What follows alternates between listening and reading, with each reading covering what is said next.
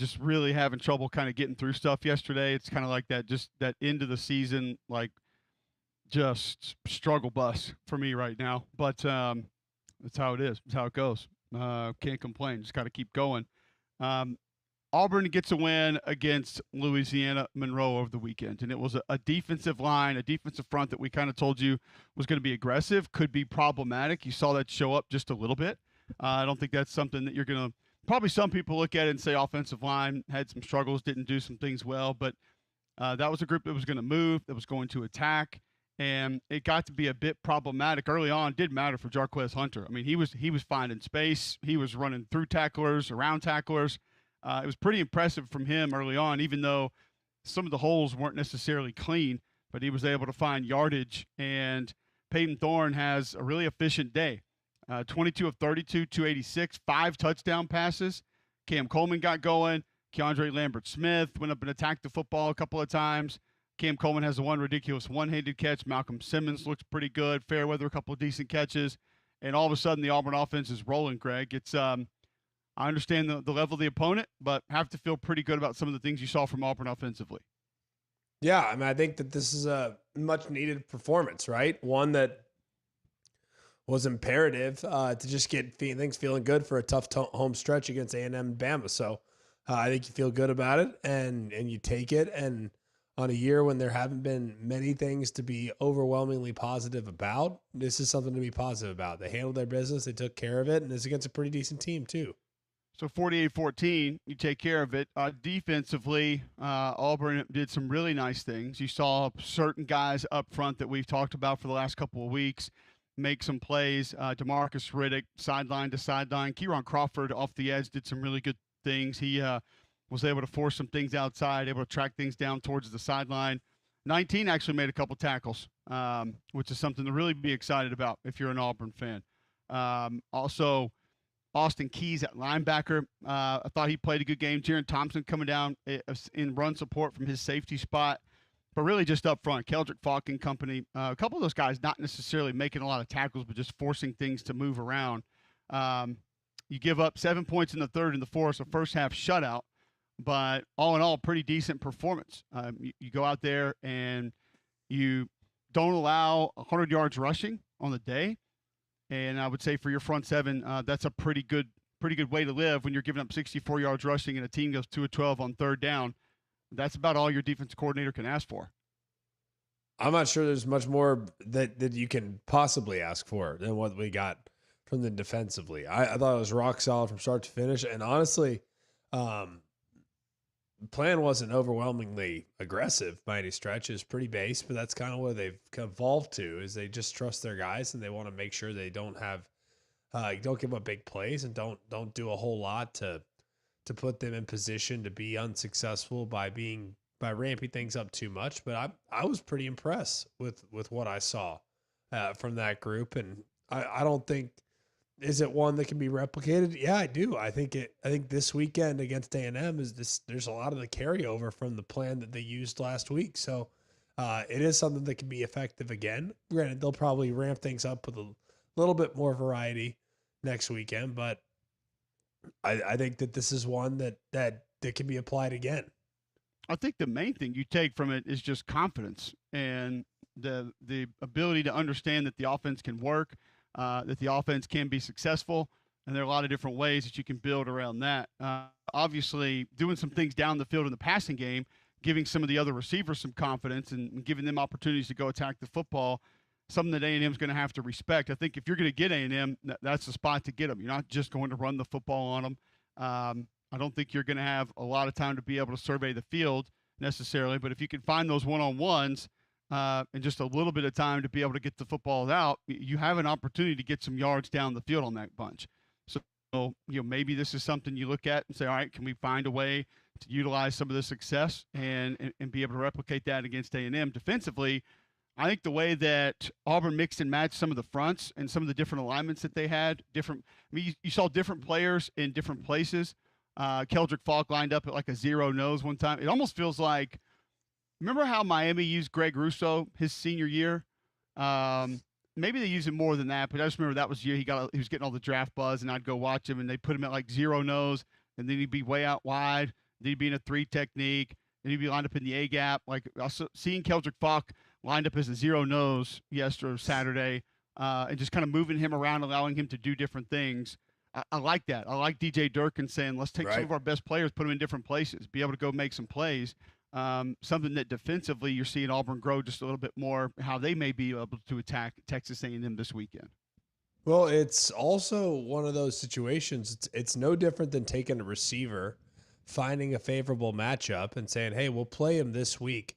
Let's just say we really like Cam Coleman in the slot because I think their safety's a liability in coverage. Perfect. Move him into the slot. Same thing on defense.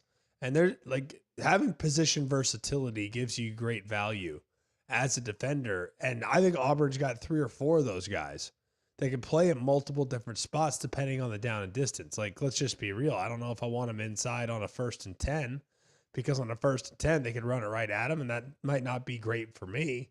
But in an obvious passing situation or in a likely passing situation, 95% pass, 100%. Put them inside, find a matchup you like along the front, and let's rock and roll. So, yeah, that's something that I would hope that things would continue to evolve there because that's a necessary evil in today's day and age of college football.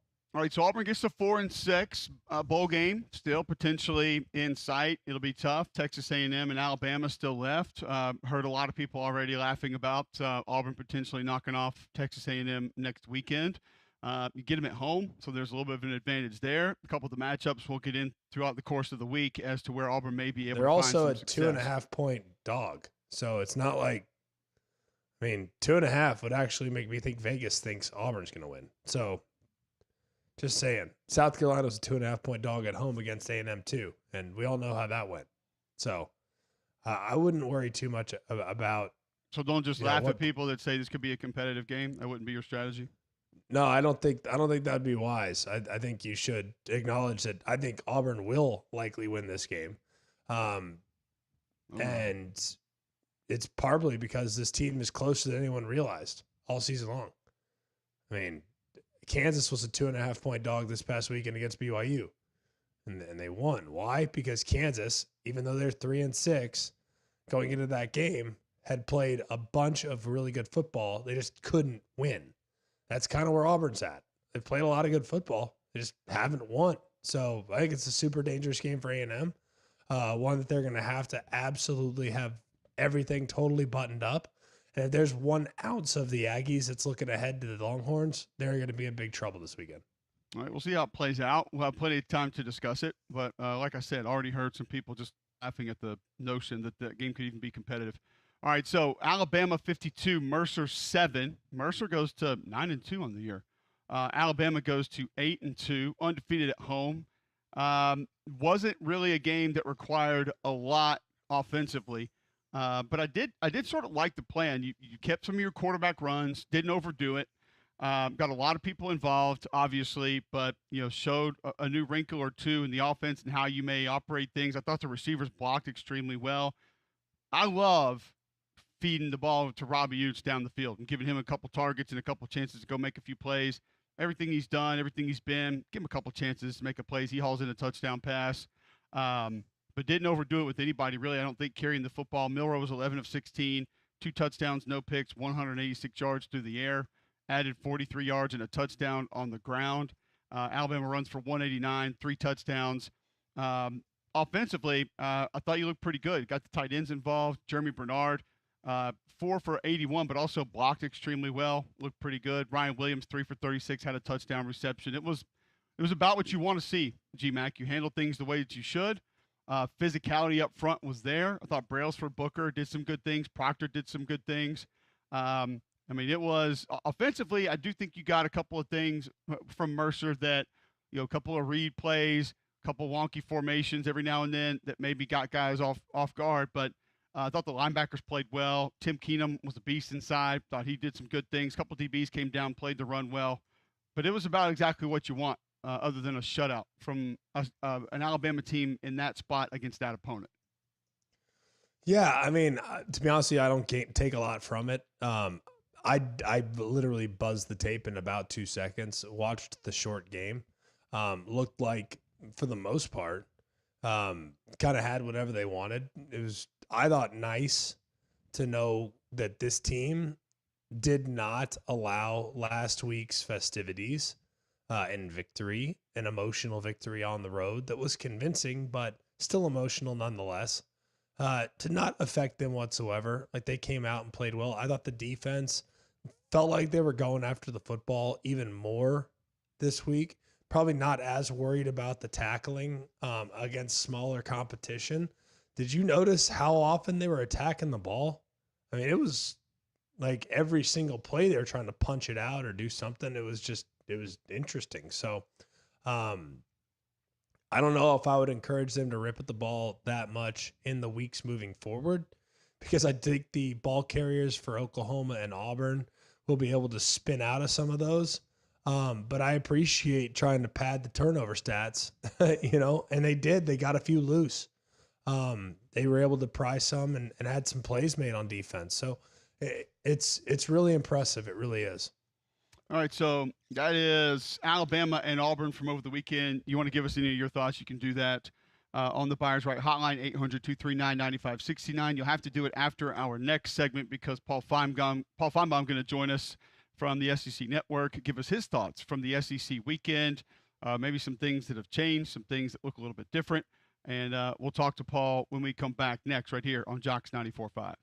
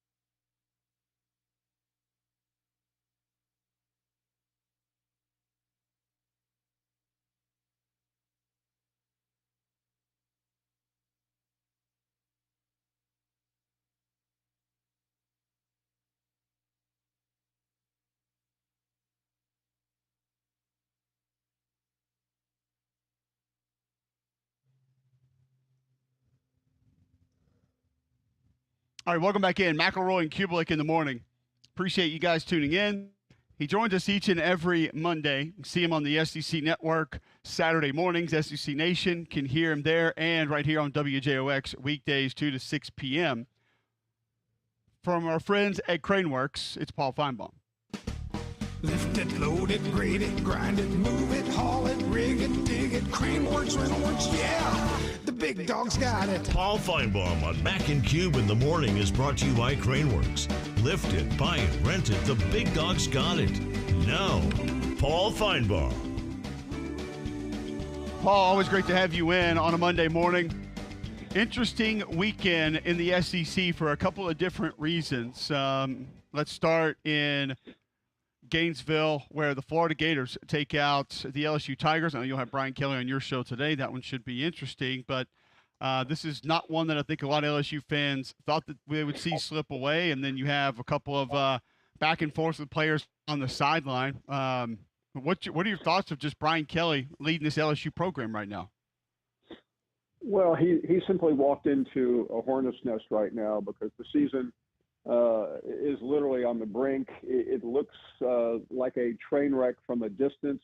We're not there, but everyone now is just going to start piling on him, from his own fan base, which is the worst, to fan bases around the country, to especially Notre Dame fans who I think are probably taking great pleasure in his failings. And there's really no way to sugarcoat a 3-year experience that has not gone particularly well. And I'm aware, like you are, of what he did the first year. And but there's almost nothing for Brian Kelly to say now other than to try to salvage what looks like a fantastic recruiting class and turn this thing around quickly, because no one is going to be very forgiving for a guy who's making $10 million a year, who has the highest paid assistant coaching staff in the country, who has 4 losses, but quite frankly, probably should have 6. What do you make of, I guess, the expectations being what they are? I understand that. But when we met with Brian Kelly a couple weeks ago, he described it as a bridge season. And this is kind of the transition year, if you will, where they are playing a lot of new players, a lot of young players on defense, and that if the bottom were to fall out, this would be the year that it would. I know he's not in danger of being fired by any stretch, but you think there's some sympathy to the fact that this was the year that was probably going to be the bottom before they rebuilt and started to climb back up?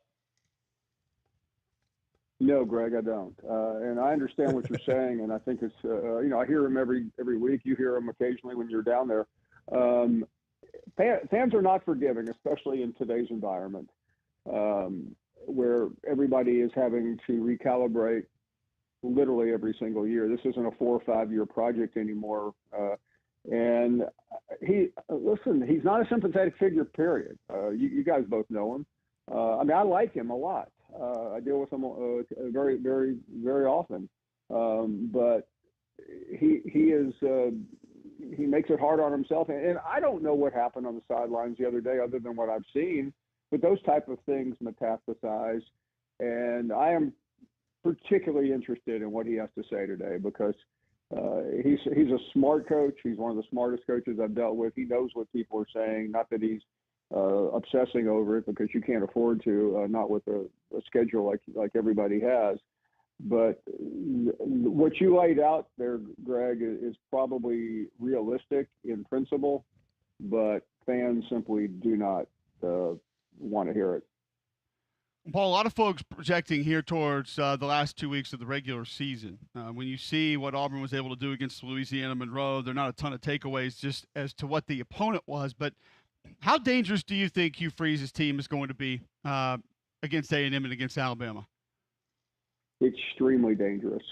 And I don't think it really takes much to say that. Cole, this is a good football team, not a great football team, but a team that has been capable.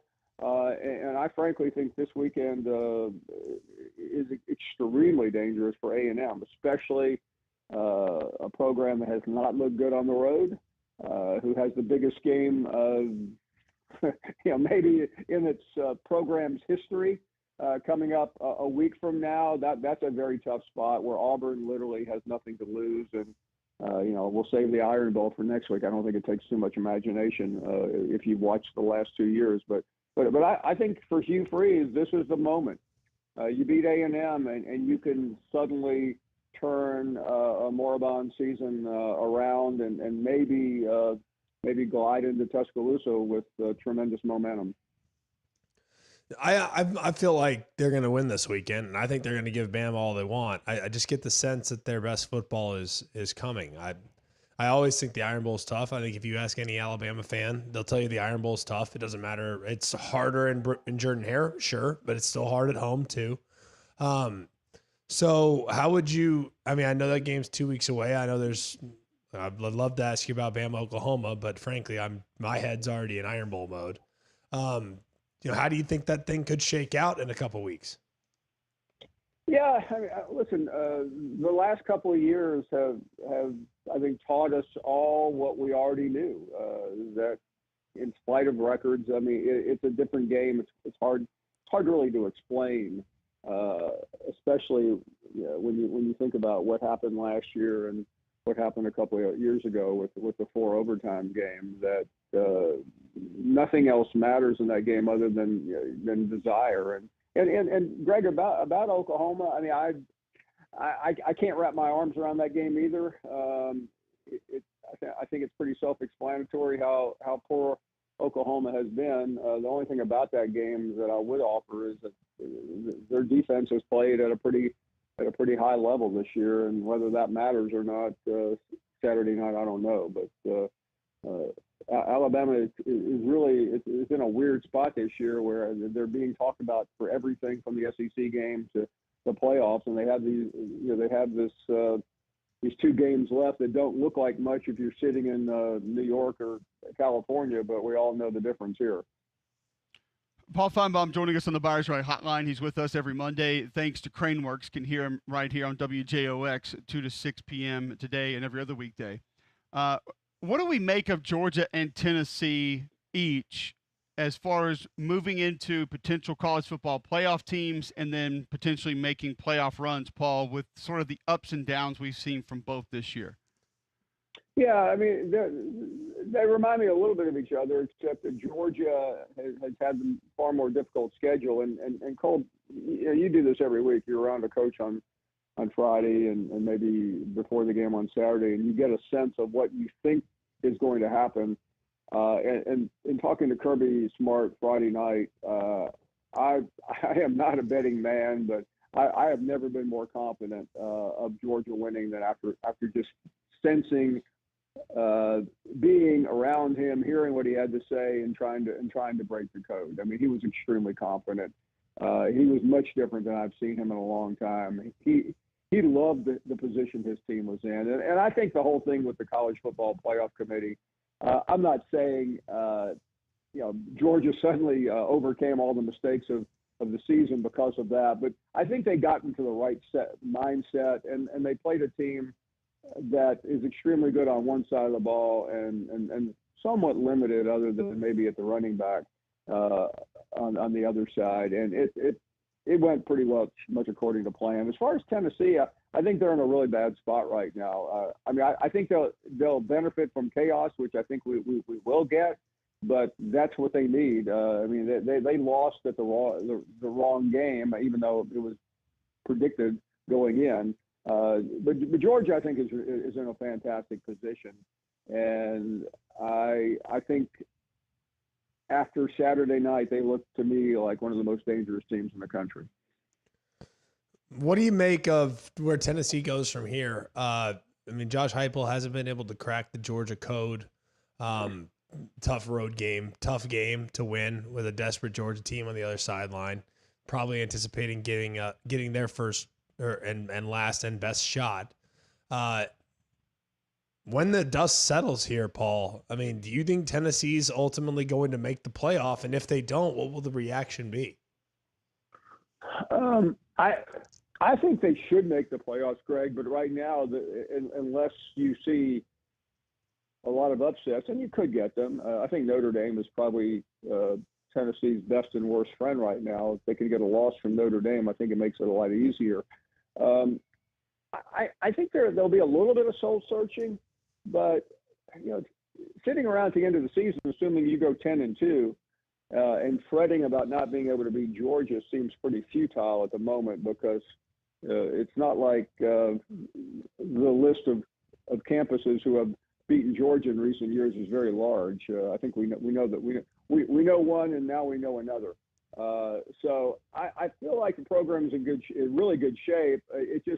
They just couldn't get that offense clicking in the games that mattered this year. But I find no fault with what Josh Heupel has done. Paul, one more from me on your way out. I and Greg and I have talked about this for a couple of weeks now.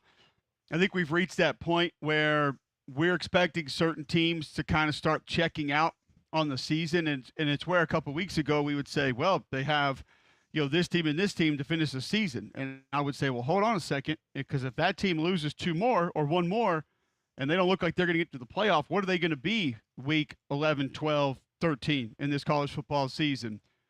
LSU, Missouri. We've seen kind of Florida keep fighting. I think we know what to expect of that team. Oklahoma feels like at least half that team is going to be out there to give you a handful of problems. What are you expecting the last 2 weeks of the season from some of these teams that are now basically eliminated from the playoff? Yeah, I mean, I think LSU is by far the most challenged team. They showed up Saturday, but they just didn't deliver. And, with Vanderbilt and Oklahoma, I mean, it's not only them. I don't know what time that game is Saturday. You guys might, but I mean, can you imagine the lack of enthusiasm from LSU fans showing up at Tiger Stadium Saturday? It will be at night, so that might help. Okay, well, that is a plus. I mean, if that had been an 11 o'clock game, I'm thinking, man, that place might be empty.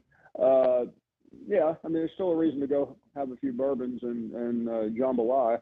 I think Missouri is in a real tough spot because they have survived so many close games and been blown out once or twice. And I mean, there's almost it's hard to manufacture a lot of enthusiasm for what they have left. I think LSU is the one I'm probably most concerned about, though, because the noise in Baton Rouge this week is going to be so loud, and those fans, which I think are some of the greatest in college football, are also among the very first to turn. Paul, great stuff. We always appreciate the visits. Thank you very much, and we look forward to visiting with you again next week, and I'll see you here in a few hours in studio. Thanks, Cole. See you soon.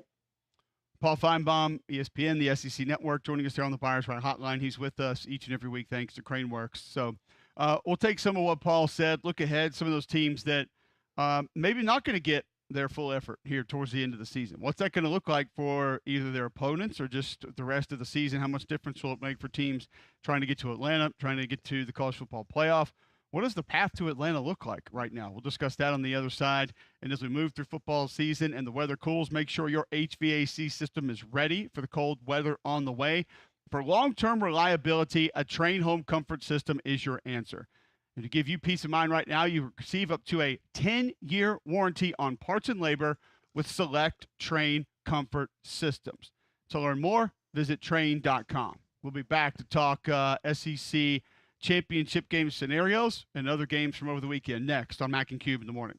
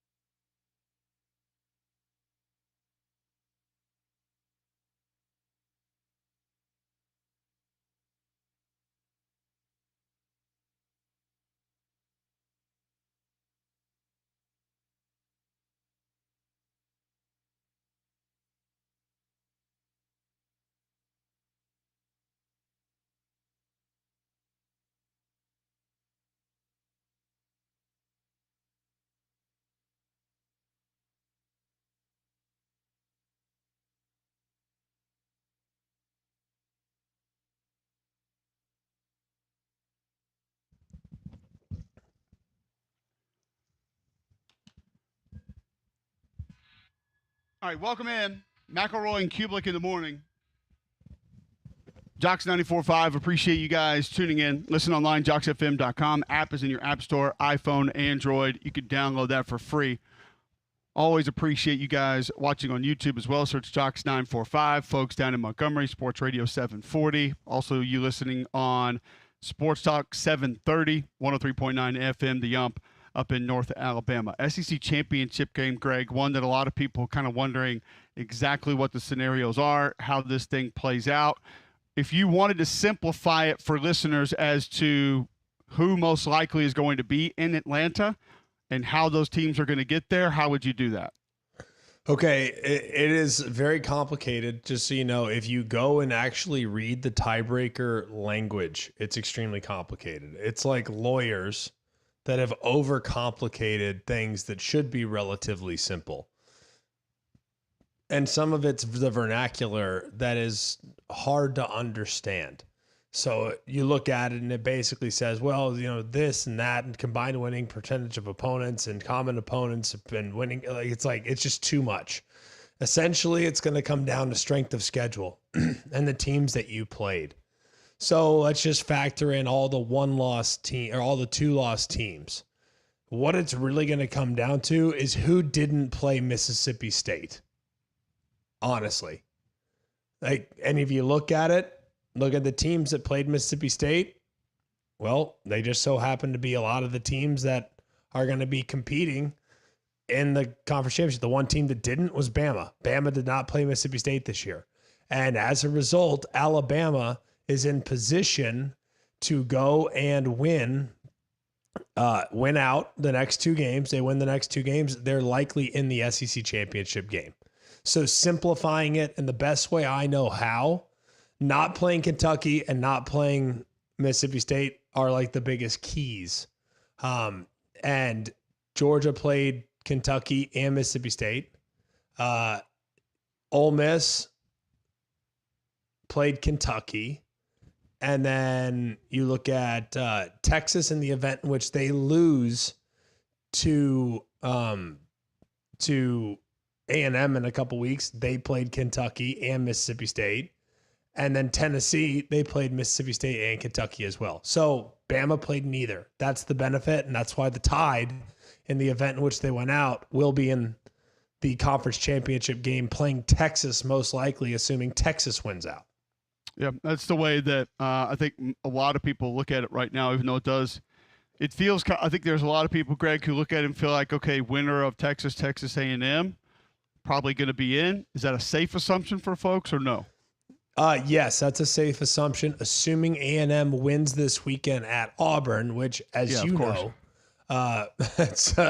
that's no guarantee, even though that's much to the surprise of many others that have been listening to the show. So if A&M wins this weekend, yes, then the winner of that game will go. And then it's likely Bama in the event in which they win out. Yeah, LSU and Missouri eliminated from the SEC championship game contention over the weekend, picking their third losses. Obviously, Texas, Alabama, both still in that mix. Georgia is still in that mix. Texas A&M, as we just mentioned, still in that mix. So it's going to be interesting to see kind of how it plays out and then what that matchup looks like by the time that we get there. Because we did have a couple other weird games with some of those teams that we just mentioned over the weekend, not just Georgia and Tennessee.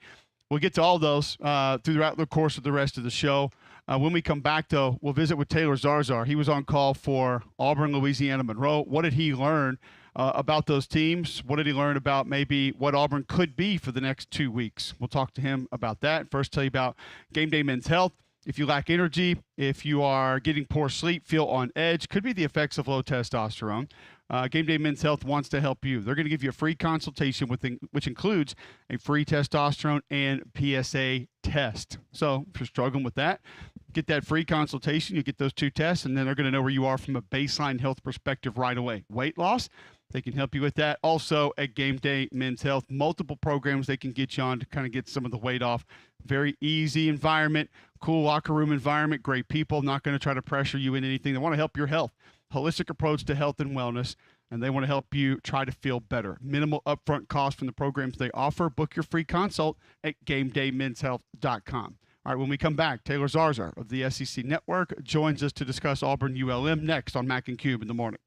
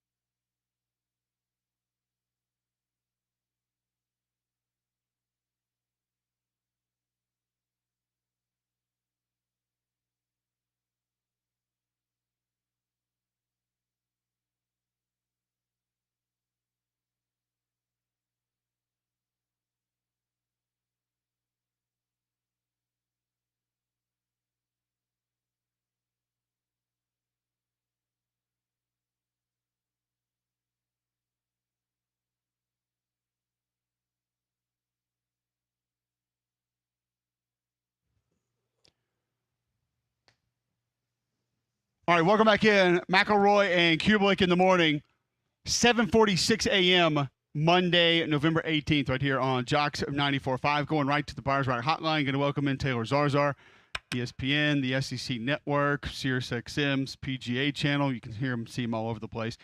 In Auburn for Auburn and Louisiana Monroe.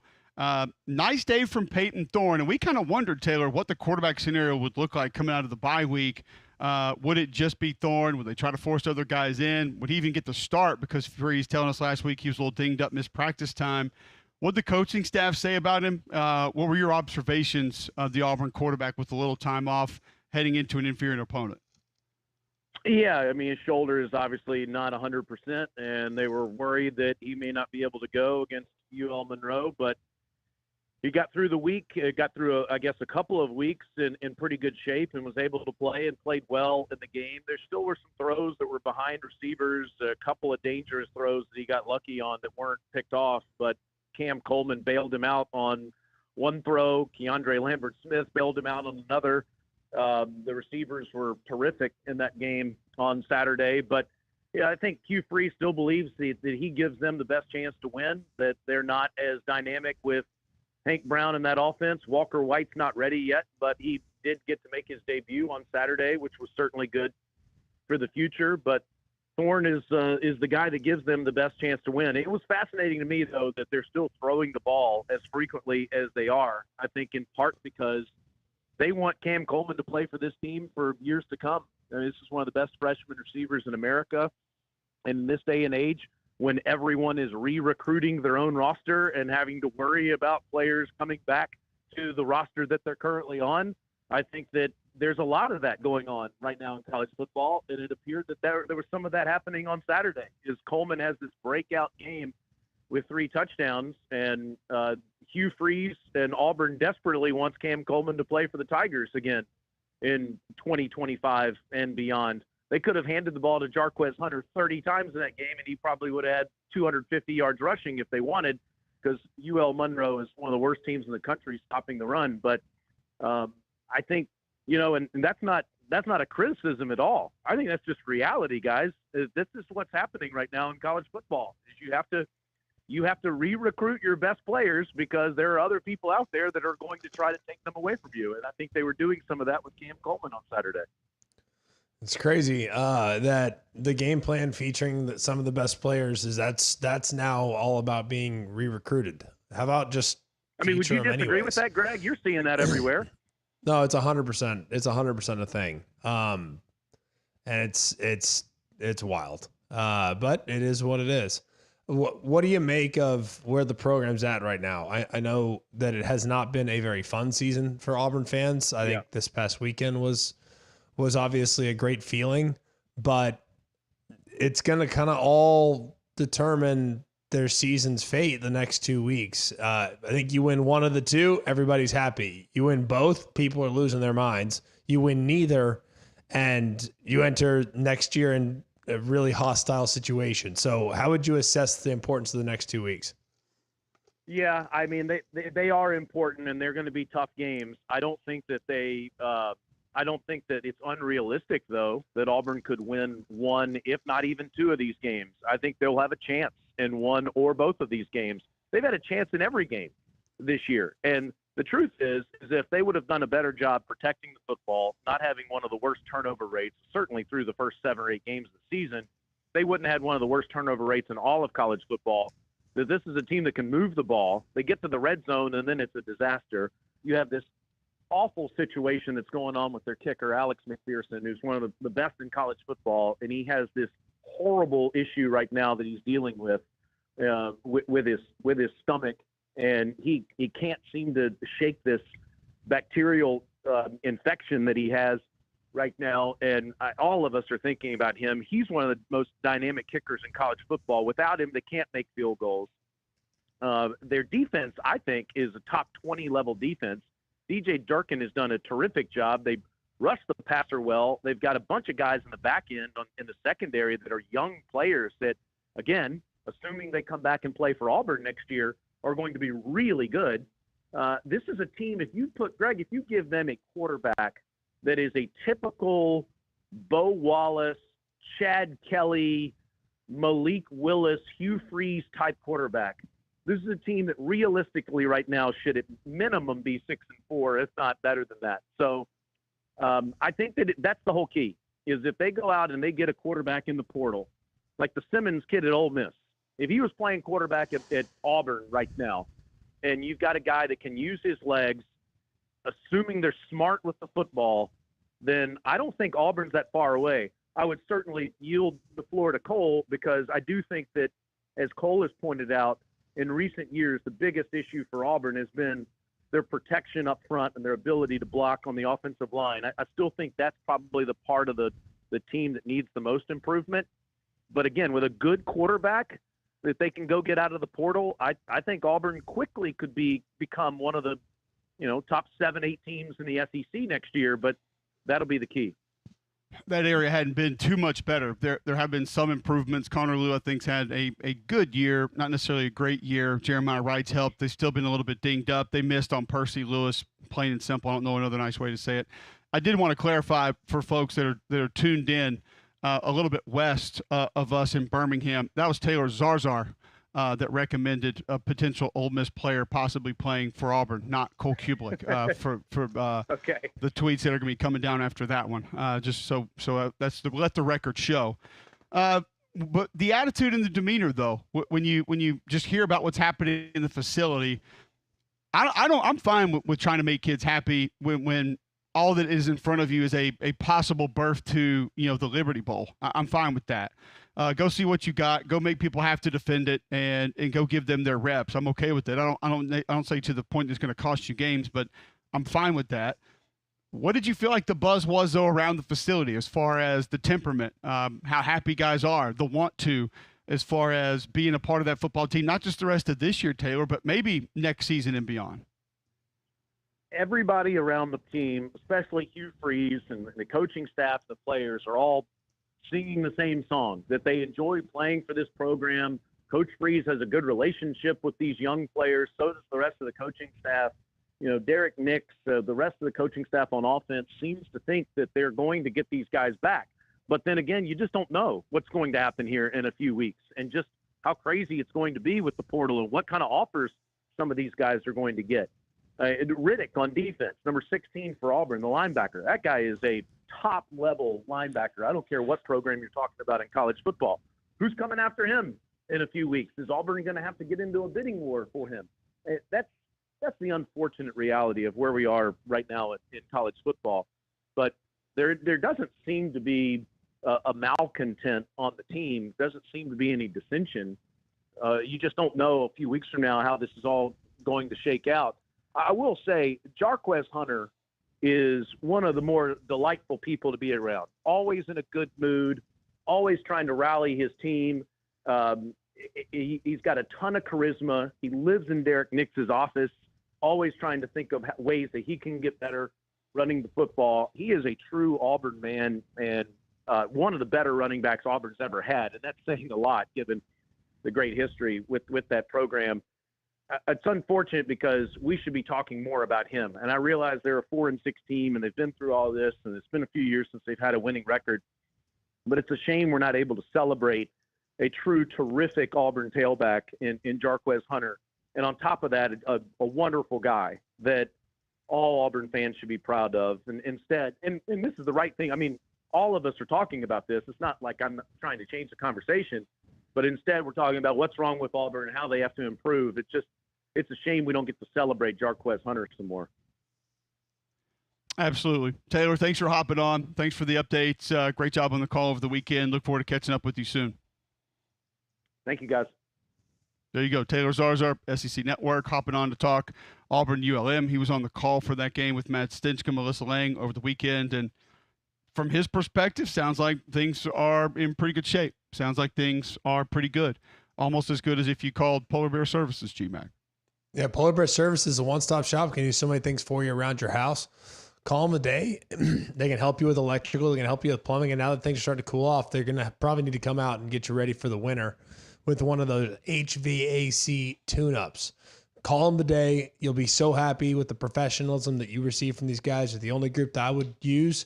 If I have really anything around my house, I always start my call with Polar Bear Services. Remember, if you have a problem with your electrical, plumbing, heater, air, just pick up the phone and call the Bear. It's 205-497-BEAR. It's 497-BEAR.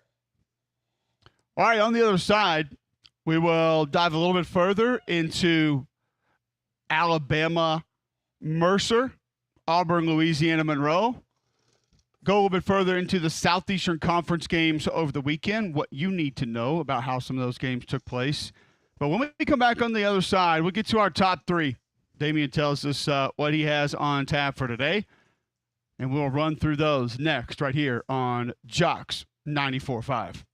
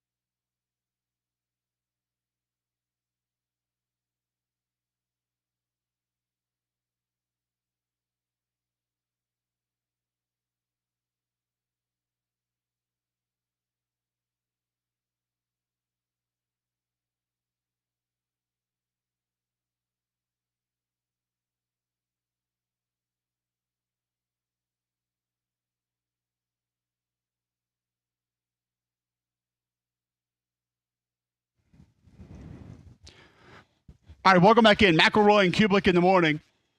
Appreciate you guys tuning in. Watch live on YouTube. Search Jocks945. You can always tune in there. UAB goes down to Memphis in the Battle of the Bones, 53-18. UAB 2-8 on the season. Memphis 9-2. Kitna goes 27-43, 255, a touchdown, 2 interceptions, put a ball on the ground. Seth Hennigan for Memphis, quarterback, 23-34, 299, 4 touchdowns, no interceptions. Mario Anderson rushes 22 times, 138 yards. Your rushing differential was 227 to 28. Your total yardage differential, 526 to 352. 4 turnovers for UAB in this game. That's not going to get you a lot of wins, specifically against a team like Memphis. Michael Moore had 13 tackles for the Blazers. We do it each and every day. Doesn't have to be sports. Can be anything. Damian, what's on tap for our top 3 today? We're going to do the NFL takeaways, but before we get started, let me tell you about my buddy Ben Hedden of the Beham Realty Group. If you think about selling your home, and when it comes to selling, you only want excellence, you give my buddy Ben a call at 205-568-2705 or go to BehamRealtyCo.com. If you're struggling to get your house sold because the markets are changing every single day, you need an expert that focuses on adapting at half the time to make sure you and your squad come out on top. That's Ben Hedden, the Beham Realty Group. You can visit their website at BehamRealtyCo.com or give them a call at 205-568-2705. We're going to start this thing out west, the AFC West. How about Bo Nix, in which we thought Jaden Daniels was starting to go, I guess you'd say scorched earth as far as handling his business as Rookie of the Year. Enter Bo Nix in the chat as he and the Denver Broncos knock off the Atlanta Falcons. Sorry, Greg. 38-6. Bo Nix, 28 for 33, 307, 4 touchdowns through the air. Didn't have to do too much with his legs, only go 2 for 5 yards, but Javonte Williams, 9 for 59 and a touchdown. And Kirk Cousins starting to struggle a little bit against that Denver defense. 18-27, 173 yards. The interception was also sacked 3 times. We did get to see Michael Penix Jr. And he's, I guess, not even going to say I forgot, but the arm talent that he has, when he throws the ball, there's a different type of zip on it. But I think the future does look bright for Atlanta. Just right now, you're hitting a 2-game skid, losing 2 back-to-back games. They're still 6-5, but now the Denver Broncos having something to say in the AFC West, which is something we're going to get to later on in the AFC West, how that thing might have changed. They're saying that he is the MVP, the Rookie of the Year right now. I still think Jaden Daniels has the lead. Okay. Slight. That's what some people say. But he's trending up there. That was a great game yesterday for the Denver Broncos. And now let's take it to the north side of the AFC. How about your Pittsburgh Steelers, Cole? The win of the weekend. Straight field goals against the Baltimore Ravens as they knocked them off 18-16. Russell Wilson, 23-36, 205 yards, had a bad interception there late to keep Baltimore in it. Did get sacked 4 times, but I think for Pittsburgh, to be sitting at 8-2 right now, sitting atop the AFC North. Cole, did you have these expectations with the Russell Wilson experiment with Mike Tomlin and those boys? No. And the interception wasn't even the worst throw towards the end of the game. You have 600 Darnell Washington standing there in the end zone, and you throw it in the 8th row. What are we doing? But they found a way to get a win. Defense has been great. Yes. You hold Derrick Henry to 65 yards. I mean, you take it. I mean, this is kind of Tomlin ball. Like, whatever your strength is, go with it. You got a couple playmakers out wide. Najee's been pretty good. I thought bringing in Justin Fields late was a little interesting, especially when you slide a yard before your first down yardage that you need. But either way, they're just kind of finding ways to get it done. We'll take it. I think like situational awareness is a little bit of question mark there. But how about this? And also on the Baltimore side of things, Lamar Jackson, he gets a lot of flack, but his receivers in key moments have just completely sold on him at times. Zay Flowers across the middle there on a big 3rd down hits him right in the hands, like the only place a receiver needs to get the ball right in his hands, and he drops it. Then you saw the Rashad Bateman drop early on in the season when he's wide open on a big post route, hits him right off the face mask. So at some point, Lamar can't do it by himself. He tried, but can't necessarily do it by himself. Did you feel all right watching Derrick Henry lose this time? Nah. But it's different. it brings me good joy to know that there is a defense that can stop them, and it's just not in the two-tone blue. It's the black and gold of Pittsburgh Steelers. But the number one takeaway: we have no more undefeated teams in the NFL as the Buffalo Bills knock off the Kansas City Chiefs 30-21. Josh Allen, it's great. 27 for 40, 262, a touchdown and a pick. Also had 55 yards in the ground and a big touchdown run. The biggest issue with this one is it's great in the regular season, and you do it in the postseasons. They match up again. But nonetheless, not a great day. I guess you say for fantasy purposes, if you had Travis Kelce on your squad, like I did, 2 catches for 8 yards. But Patrick Mahomes also did not look the greatest either. 23 for 33, 196, 3 touchdowns, 2 interceptions. Was also sacked twice. But I think the key is, do you get him at home? That's when you're talking about the postseason. So that's the biggest part of it. I mean, they changed the overtime rules for him. They still couldn't get it done. But hey, you got him now. So you have the 1-0 record against them in the regular season. Those are the top 3 NFL takeaways from the weekend. Also, honorable mention: how about the Detroit Lions just beating up on the AFC South to continue their reign after they knock off the Jacksonville Jaguars 52-6? Yeah, we'll take it though. Yeah, you will. Nobody cares about the Jags. Goff 412 and 4 touchdowns. It's a pretty big day. Absolutely. So I'm impressed that you decided to skip out on a couple of big plays that happened even in a loss. Maybe you're saving that for Bad About It later in the week. There was one big touchdown pass that I thought you may have found a way to sneak in there, but you didn't. So it's good. I appreciate you doing that. It's all good, man. I was thinking about bringing up the Titans, but we can just kind of just sweep that one in front of the road. Yeah, was it 98-yard touchdown pass? It was indeed. But when the final score was the way it was, it just kind of takes a sting out of it. Yes, it does. All right, so that's kind of the NFL update from over the weekend. We do that every Monday. Tomorrow on our top 3, we'll have a little bit more NFL action for you, just kind of how it looked and how it sounded from over the NFL weekend.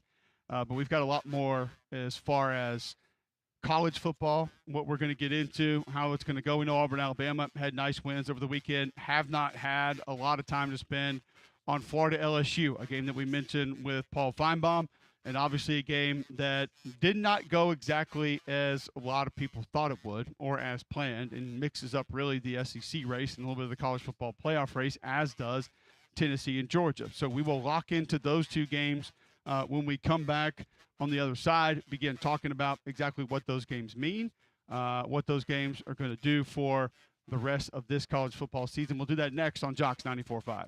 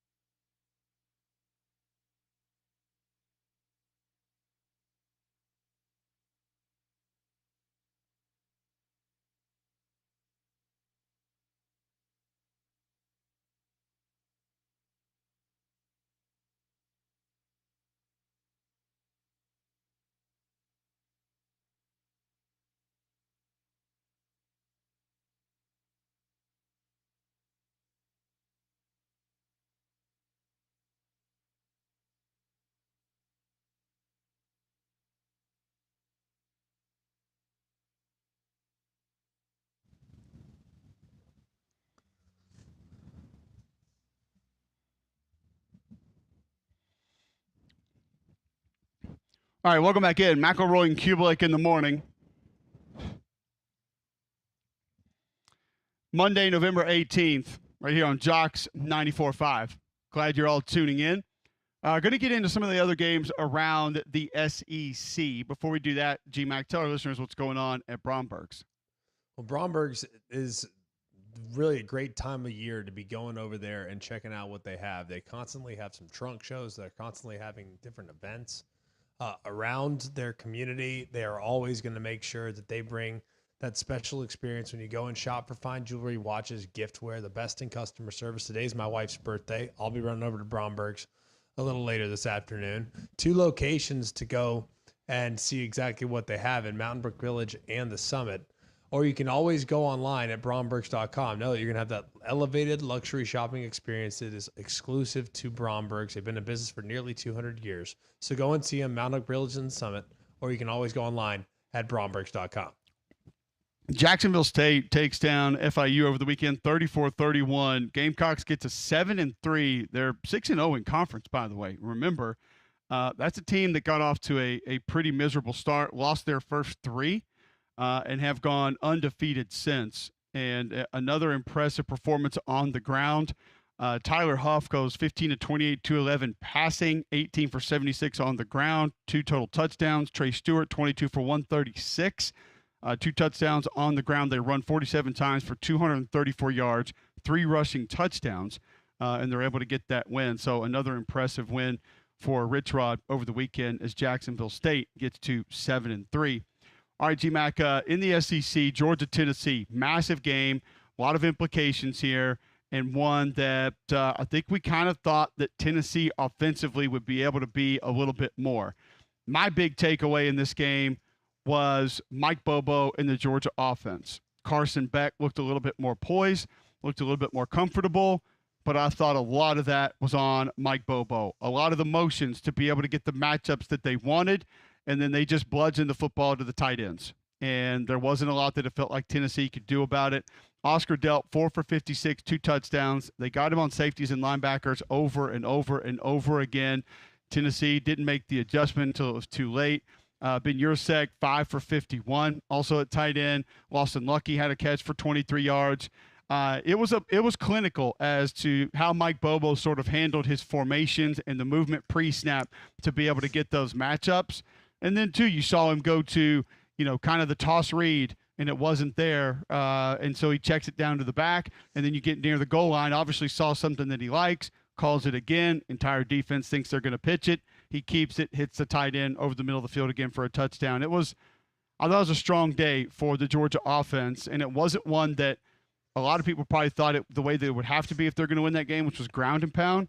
It was a lot of formations, a lot of mismatch, a lot of good throws by Carson Beck. Yeah, I thought it was a really good plan. You already referenced utilizing tight end, 10 receptions to the tight end. That was massive. And something that I think they can continue to build on. I do think their tight ends have been somewhat underutilized this year. It's a good group. It's an athletic group. They have Lawson Lucky, who's pretty loose, can get in the open field, can stretch the field. Delp, I think he's been underutilized for a while. He's really improved as a blocker. He was not good in that department. He's still not elite, but he gives good effort inside. And then Jurasek, really the last couple weeks, he started to get a little bit more. I mean, early on, it was all about blocking. When he was in there, it was block, block, block, block, block.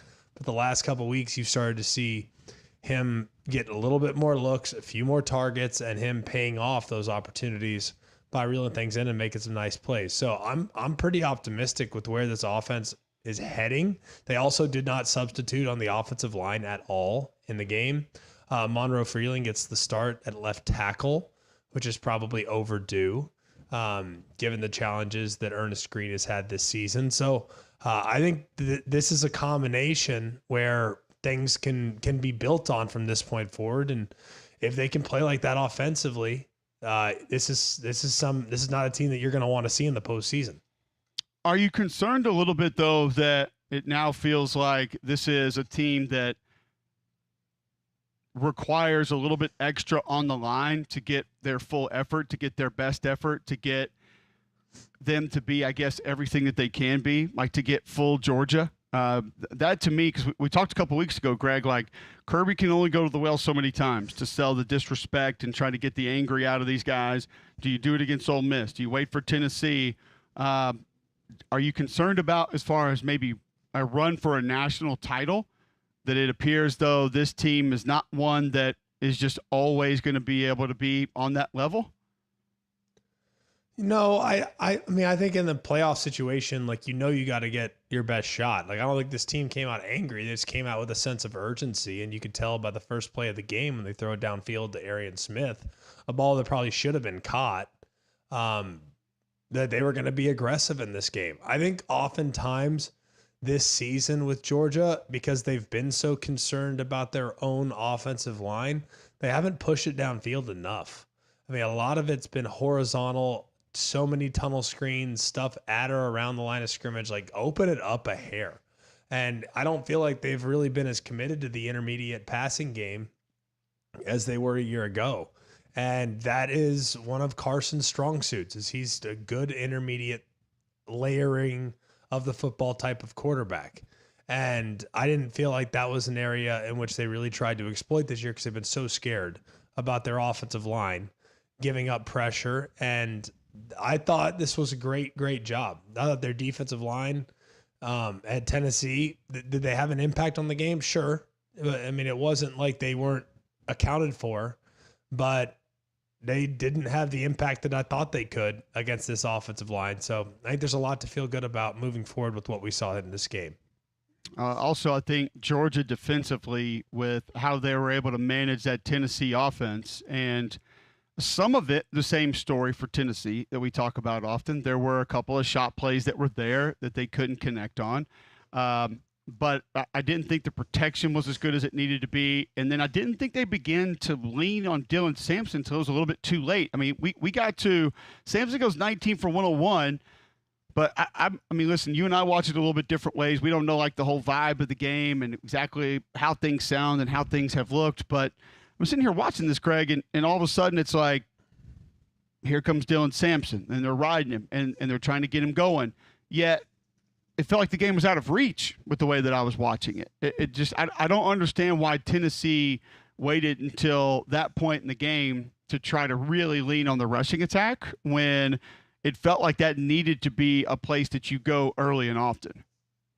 Yeah, I mean, it probably would have been where I would have lived. I mean, the fact that Dylan Sampson in the biggest game of the season for Tennessee, one that if they win, it's almost assured that they are in the playoff. And in all likelihood, they're in a great position in victory to get to the SEC title game. The fact that he didn't get 30 carries in the game to me is mind-blowing. I know a lot of what they do offensively is predicated on numbers. How many guys are in the box?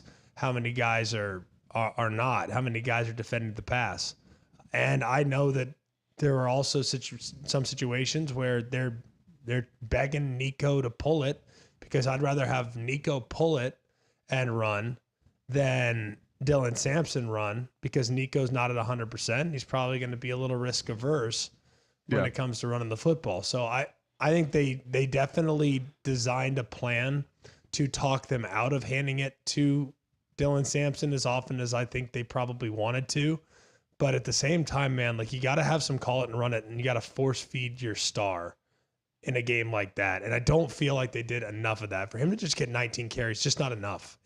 He's got to get more than that when the game's on the line. Also, if there was maybe a major takeaway, big surprise from this game, has to be the fact that Tennessee did not record a sack in this game. I mean, these Georgia tackles looked as though, they've been gettable all year. We thought that was going to be a massive problem for them in this football game. It's not a massive issue, and they're able to protect Carson Beck to a certain extent. I do think, like, going back to the formations we talked about, that was a big part of it. They kept that surface pretty wide. They had extra bigs in to help if they needed to on multiple occasions. I don't like – I'm going to say this real quick. I don't know why you keep stunting James Pierce inside. You want to do it every now and then, that's fine. You got to change it up. You got to make things a little bit different. Go for it. he doesn't need to be running.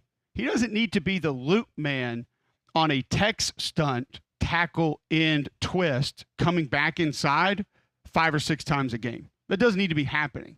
I want that guy living on the edge, literally. And I'm not talking like Aerosmith, but like I need him living on the edge, abusing a tackle, making a tackle's life difficult over and over and over again. And I just don't understand why Tim Banks loves stunning him down inside, where that's not where he needs to be living. He doesn't need to be down in there messing with, guards and centers and double teams. Get him flying upfield off the edge and bend that corner and try to make things difficult on the outside. Yeah. I mean, I'm with you, especially knowing how much the tackles have struggled with speed this year. I mean, I'm all for, creating stunts, but you got a guy right there that doesn't need a stunt. Like, he's a guy that can create his own shot. Like, I would have lined him up against Monroe Freeling making his first career start every single snap. Or I would have lined him up against the right tackle, Xavier Truss. Like, I would have lived there. So I agree with you. And sometimes I think you can get a little cute from time to time trying to be creative and trying to, probably overthinking it a little bit. But man, just let him pin his ears back and go. I mean, if I'm a tackle and I know I have one-on-one against that guy, like I'm concerned. You know what I mean? So I don't think there's any doubt. Yeah. No doubt. I guess I just don't really understand why they would feel the need to do that outside of just giving a different look here and there. This doesn't make a lot of sense to me. All right. I want to get your thoughts, Greg, on Carson Beck, where we are with Carson Beck now. What are our thoughts on Carson Beck as a quarterback moving forward? Have some of the issues been solved? Do we feel confident that he is going to be that guy moving ahead and that Georgia's going to be able to lean on him, have confidence in him moving forward? We'll get to all of that on the other side. First, we'll tell you about our friends at Wayne's. Wayne's now has a new service that they want you to know about, which is valuable this time of year. You don't want the squirrels trying to run up in the Christmas trees, raccoons coming into the garage. You don't want the chipmunks in the attic. You don't want the birds flying into your attic as well and nesting up there. That thing can get gross. You don't want to have to deal with that. Not only can Wayne's help with your yard, not only can Wayne's help with the termites and the bugs around your house, but now they have wildlife prevention services and removal services for all the critters that might be giving you problems, GMAC. Now Wayne's can help our listeners with that as well. Yeah, they can, and they've always been able to help around your house, whether it's the Envirolawn, the EnviroPest, safe, child-friendly, pet-friendly. If the critters are trying to get in your house, the pests are too. Don't let that become a problem. Get out in front of it, especially as things start to cool off and those insects try to move indoors. So call them today, 866-WAYNES1. Visit callwaynes.com and let Waynes continue to create your happy place. All right, when we come back, we will continue discussing a little bit more on Georgia, Tennessee, get to the rest of the big games from over the weekend next on Mac and Cube in the morning.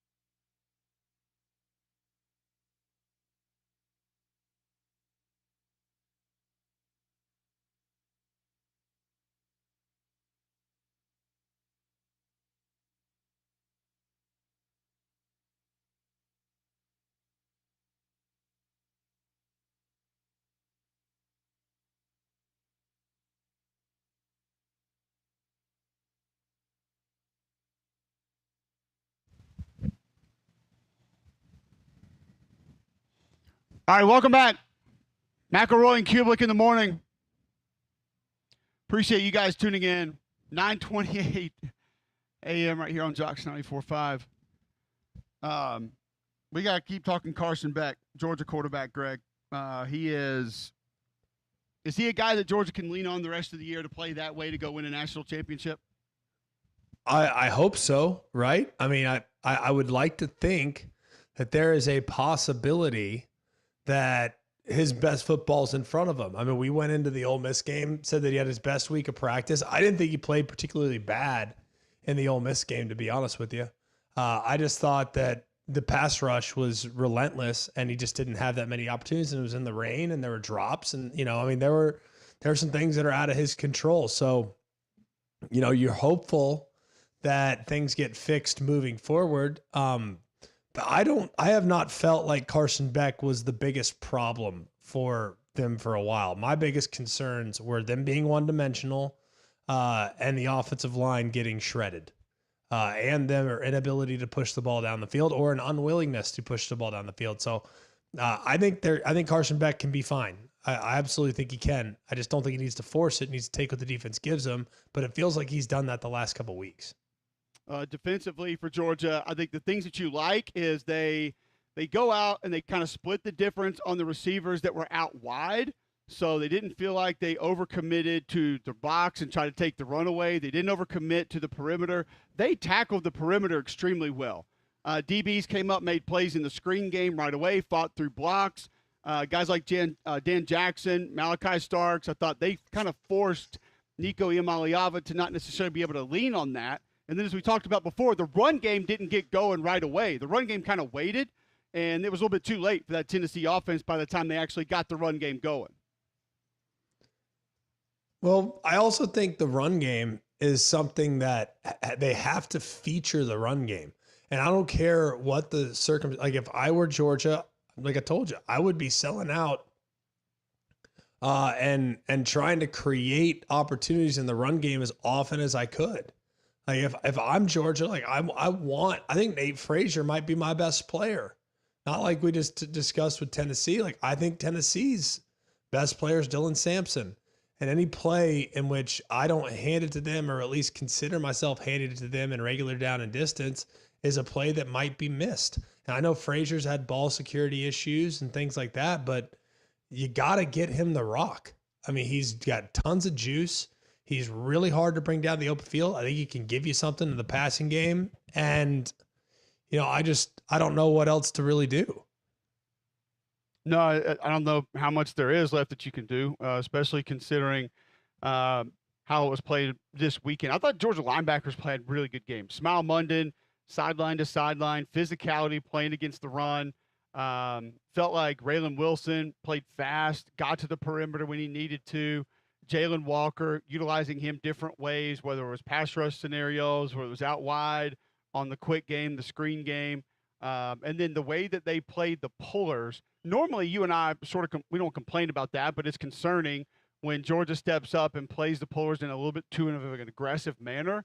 But I thought that actually threw the run game off early. And more important, I thought it threw Tennessee's play action game off early.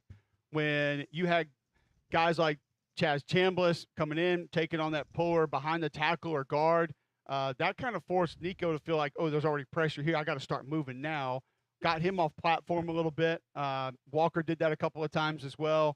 The way that they handled the pullers towards the line of scrimmage, I thought was something that in this game was of great benefit. Now, in other games, you and I have talked about how it's gotten him in trouble a bunch. And Nico pulled a couple and ran. And I thought that's one of the reasons he had success with it, is they were a little aggressive out there. But they're not going to lean on that. They're not going to lean on him pulling the zone read and going for a bunch of yards. He did have 12 carries for 24 yards, but I think a couple of those were him trying to leave pressure.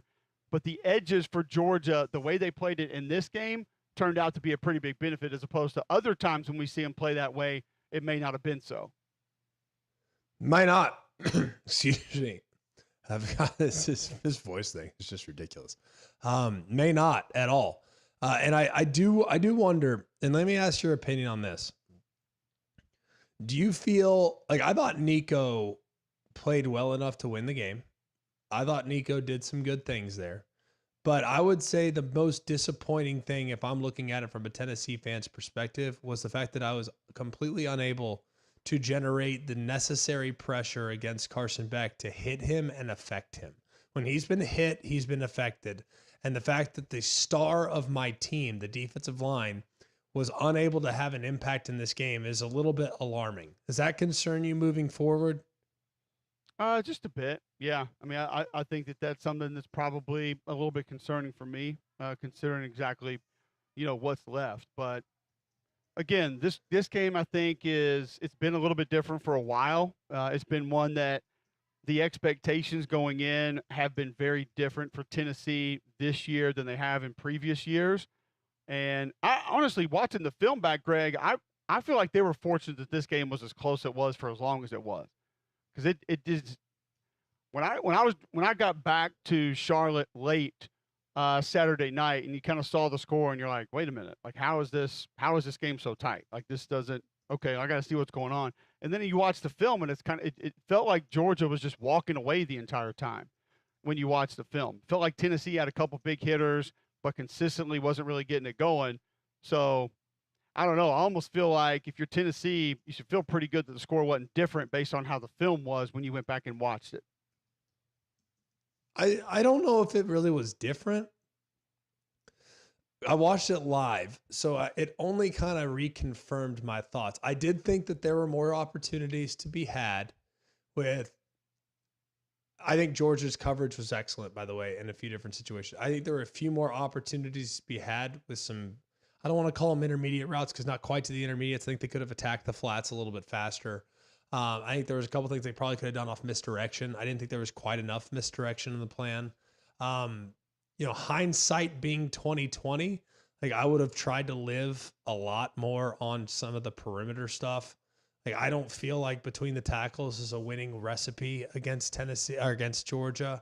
I feel like it's mostly the perimeter stuff because of how big and bulky they are on the interior and how hard it is to run. But that's not really Tennessee's ball game. Like Tennessee is not a team because they're an RPO team.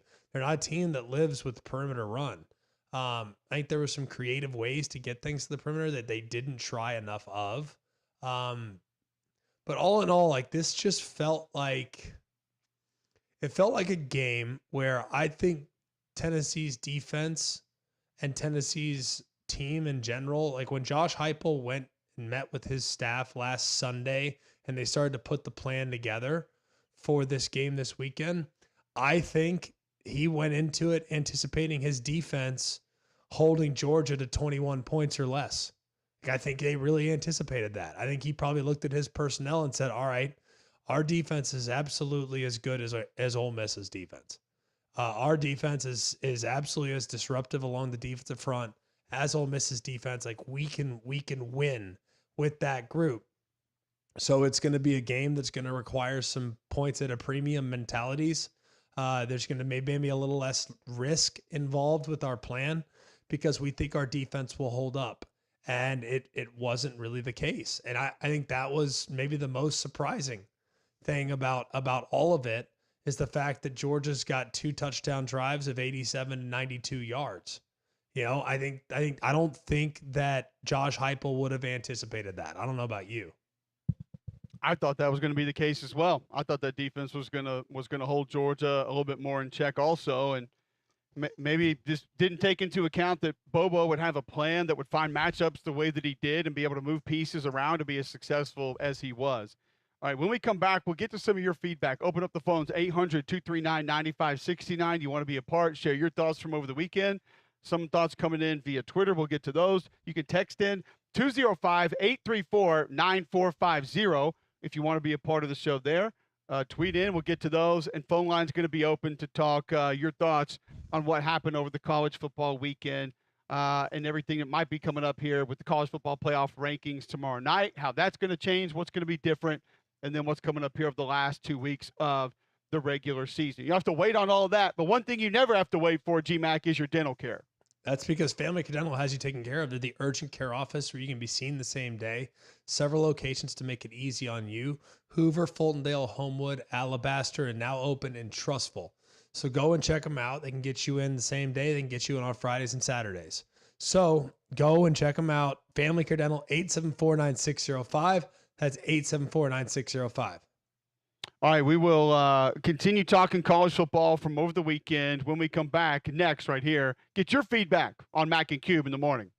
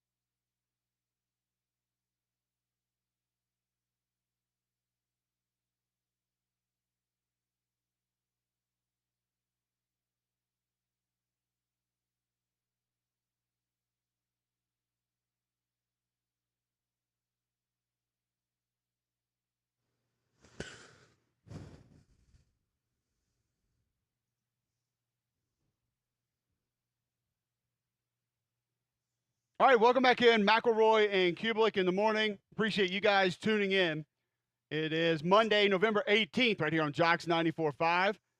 Going to open up the phones as we stated. Text line be open as well. 205-834-9450 if you'd like to text into the show.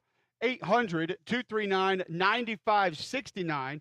Get you in on the Buyers Right hotline. We'll move to your feedback here in just a moment. But, Greg, first, if you're looking to move out of your home, tell our listeners how they should do it and who they should call.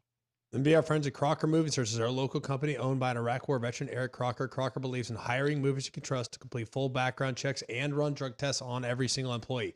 These are good guys, and you can trust them in your home. I need your whole home packed up, move your company headquarters moves across country, or you just need them to come rearrange your living room. These guys got you covered. They also do deliveries for furniture that you personally need to get to your home. So call or visit them online today for a free quote. The website is crockermovingservices.com. It's crockermovingservices.com. Support your veterans by choosing Crocker Moving Services for your next move. All right, let's go to the Buyers Right hotline. Grumpy, welcome in, Grumpy. How you doing this morning? Hey, long time no talk, man. Hey, I wanted to just say that for all the South Carolina fans out there, we see you. You may not make the playoffs, but we see you. We see that running game. We saw you go down the field in the last minute against a Mizzou defense that's ranked higher than Alabama's, Texas A&M's, or LSU's. You did it running the ball and passing the ball. South Carolina's team, love it. Being an Auburn man, I kind of had to follow someone else this year, and I chose South Carolina. Cole, if you coached a team, I could see you coaching South Carolina. Some of those runs they do is it's just a beautiful thing to watch. And I'd like to say that really statements today, that statement and this statement, just two years ago, maybe 3 years ago also, we as college football fans said, well, if we've got 12 teams in the playoff, we're not going to be so worried about who gets in number 11 and number 12. What are they going to do in the playoff?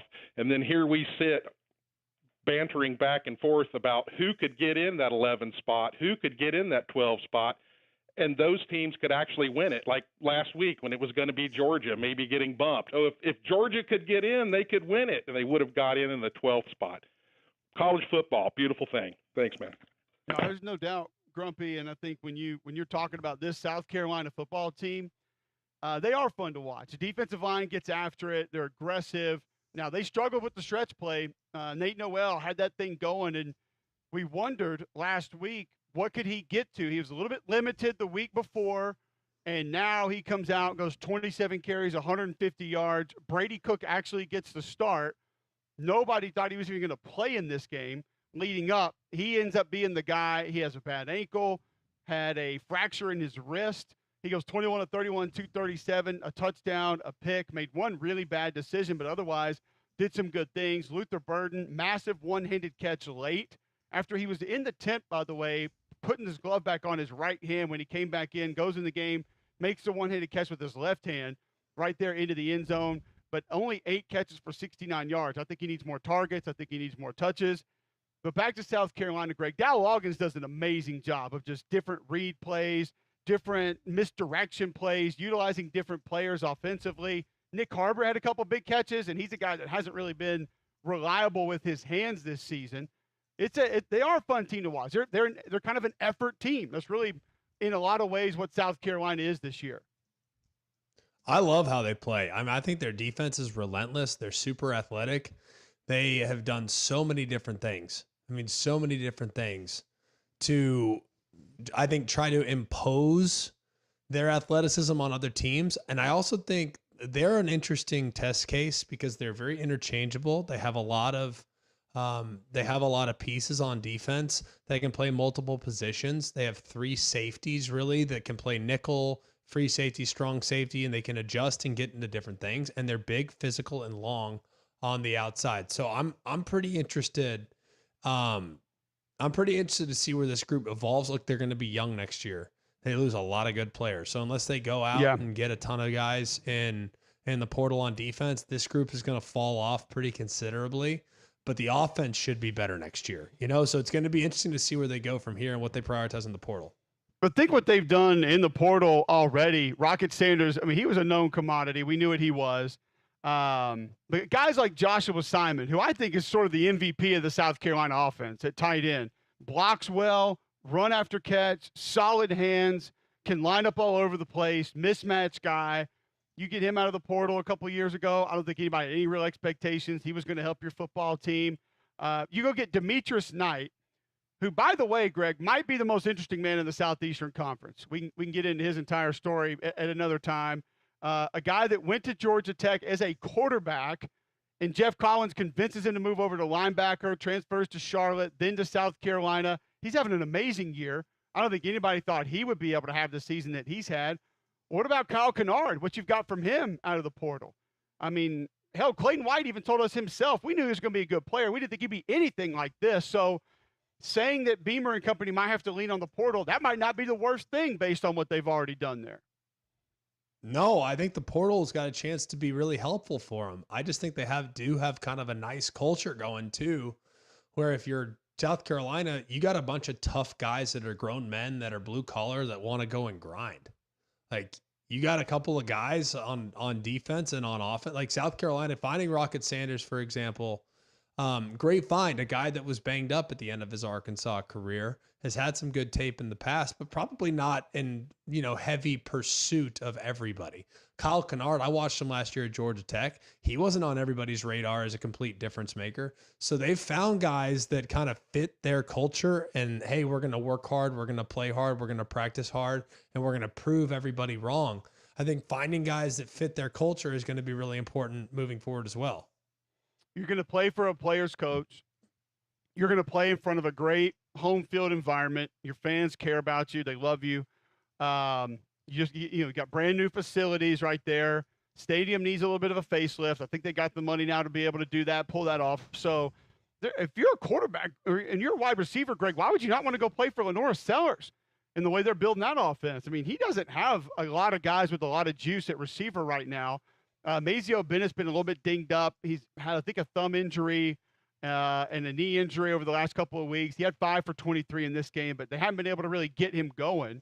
But why would you not want to come play in this offense with, a run game is going to be there to support you, a young quarterback that's growing into his own, an offensive coordinator that's going to – let's think about that. Think about what Dow Loggins went from last year, a glorified run-and-shoot football team with Spencer Rattler, and then taking a guy like Xavier Legette, who a lot of South Carolina fans wanted out of there.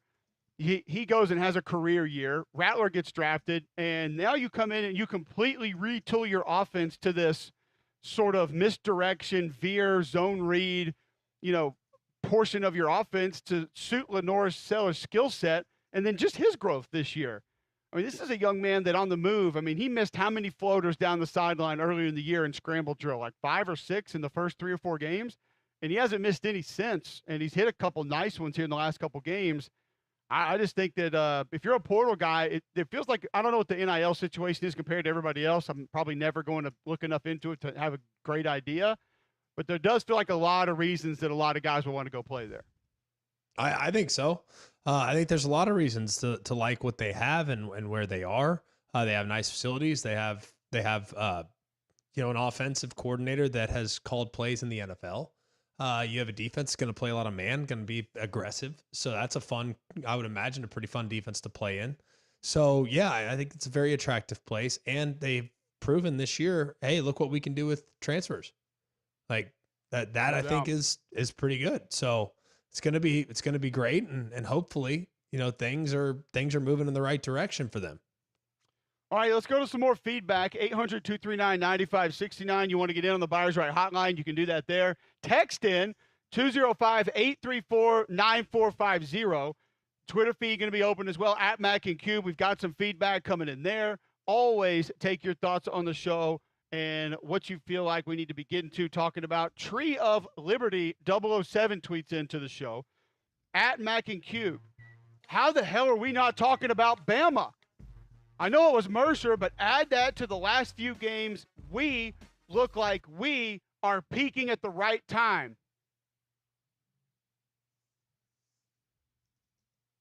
Got it. It's Mercer. Hey, you can either look bad or look good. Did we not talk about the game? Right. I feel like we talked about the game. We did. If there's takeaways I'm going to have, it's not about this game, but I do feel like they're trending in the right direction for sure. Oh, absolutely. Patrick Lewis going the complete opposite direction. At Mac and Cube. Guys, are you really doing this? Are you really praising AU for this ULM game? ULM lost by 21 at home the week before to Texas State. Were we supposed to be down on them for this game? I don't know. What were we supposed to say about the game? Because you could have lost. Count. Yeah, I guess. I think ULM's. I don't think ULM's not terrible. So I don't know. I feel like it was a pretty good game. I don't think you need to feel bad about it at all. John Trill tweets in, at Mac and Cube. So Cole, how much do you think Greg McElroy gets paid in bonus when he's calling a game to lace in ex-TU players? Nice job, G-Mac, adding in Todd Dodge as Hall of Fame, only to think I know him for his getting fired because he had Hall of Fame losses at an Austin perennial powerhouse. I'm just glad somebody was watching our game. Told you But I would. also am really pleased at the fact that Cade Klubnik played for Todd Dodge. I mean, what do you want me to do? Not acknowledge that? Now, I'm sure people don't really remember Todd Dodge as a Texas quarterback, for the record. They probably know him even more so as the North Texas coach and or a legendary high school head coach with like 9 state championships in Texas. Vince Stifler tweets in, we know Kirby likes to rotate guys to keep them fresh. This may have been the first time all year Kirby kept the same OL for the whole game. Could this be a reason the line played much better against Tennessee? I think the game plan probably benefited those guys a little bit more, Greg, like we talked about. Extra tight end use. Some of those guys stayed in multiple times to be able to help in protection, but also I felt like Carson Plan had a pretty deliberate idea of where he was going to get the football to based on pre-snap movement, shifts, motions. They had the matchups that they wanted. They got the matchups that they wanted, and he knew pretty quickly where he was going to get rid of the ball to. Yeah. I think that was big because not only did they get the ball out, but they were also not living at the line of scrimmage. It wasn't all catch and run. It wasn't all I just feel like there's more that can be acknowledged with how they got rid of the ball quickly, but it wasn't as limited as it's been, I feel like, in the last few weeks. Eric G tweets in, Ole Miss is the most dangerous team in college football right now. Who would you pick to beat them? I think Ole Miss has been, I've said it from the beginning, the most talented team I've seen up close this year might be Ole Miss. I've said that from the get-go. I said that after I called the game against Kentucky. Like, I think that team is really flipping good. So does it mean they're going to win the national championship? No, not necessarily, but it does mean that they have the capabilities of going and making a run for sure. Oh, there's no doubt. I think there are a couple of potential bad matchups out there for them, though. Like you look at Texas, how they're able to get to the quarterback, both inside and outside, how they bludgeon the perimeter quick throws. They're not going to allow what Ole Miss has up front defensively to play a massive role in that game. So I think you could take a little bit of that away. Also, I mean, and people aren't going to like this because obviously it's a little bit different than what just took place. I think Tennessee would be a bad matchup for Ole Miss and how they operate, some of the things that they do and some of the things that they do well. So we always appreciate the feedback. Appreciate you guys tuning into the show. Excuse me. I was reading another tweet into the show. Kind of threw me off there a little bit. All right, we got a lot more to get to. Tyler Watts, former Alabama quarterback, was on call for Alabama Mercer. Some of you mad that we apparently haven't mentioned that game all show, so we'll get to it next. Some of you saying we need to be talking more about this Alabama team and how hot they are right now based on what they did to Mercer. So we'll do all of that and more next with Tyler Watts, part of the radio broadcast crew for the Crimson Tide, also former quarterback for Alabama, as he joins us next right here on WJOX.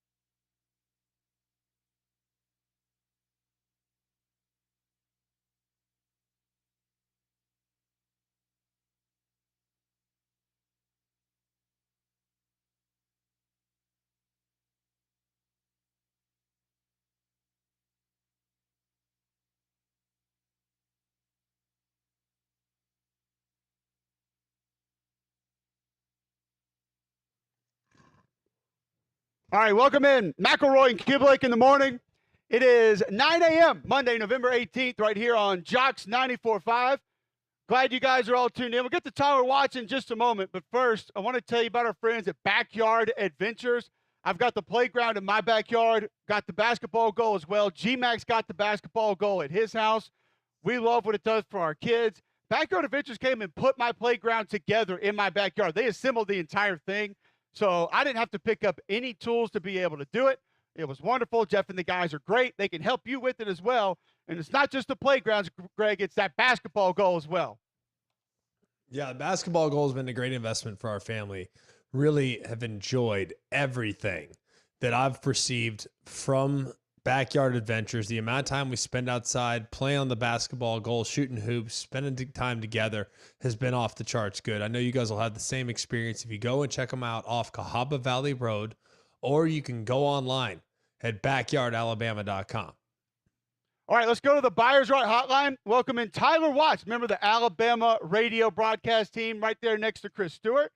Tyler, it's a game that a lot of people won't take much away from because it is Mercer. Dominant performance by the Crimson Tide. What did you take away from Alabama's win on Saturday? Dude, you just take a shot at B12 or something? You got a little more energy. Nope, I can't hear myself, so I have to yell and pick up my voice a little bit. So thanks for joining us.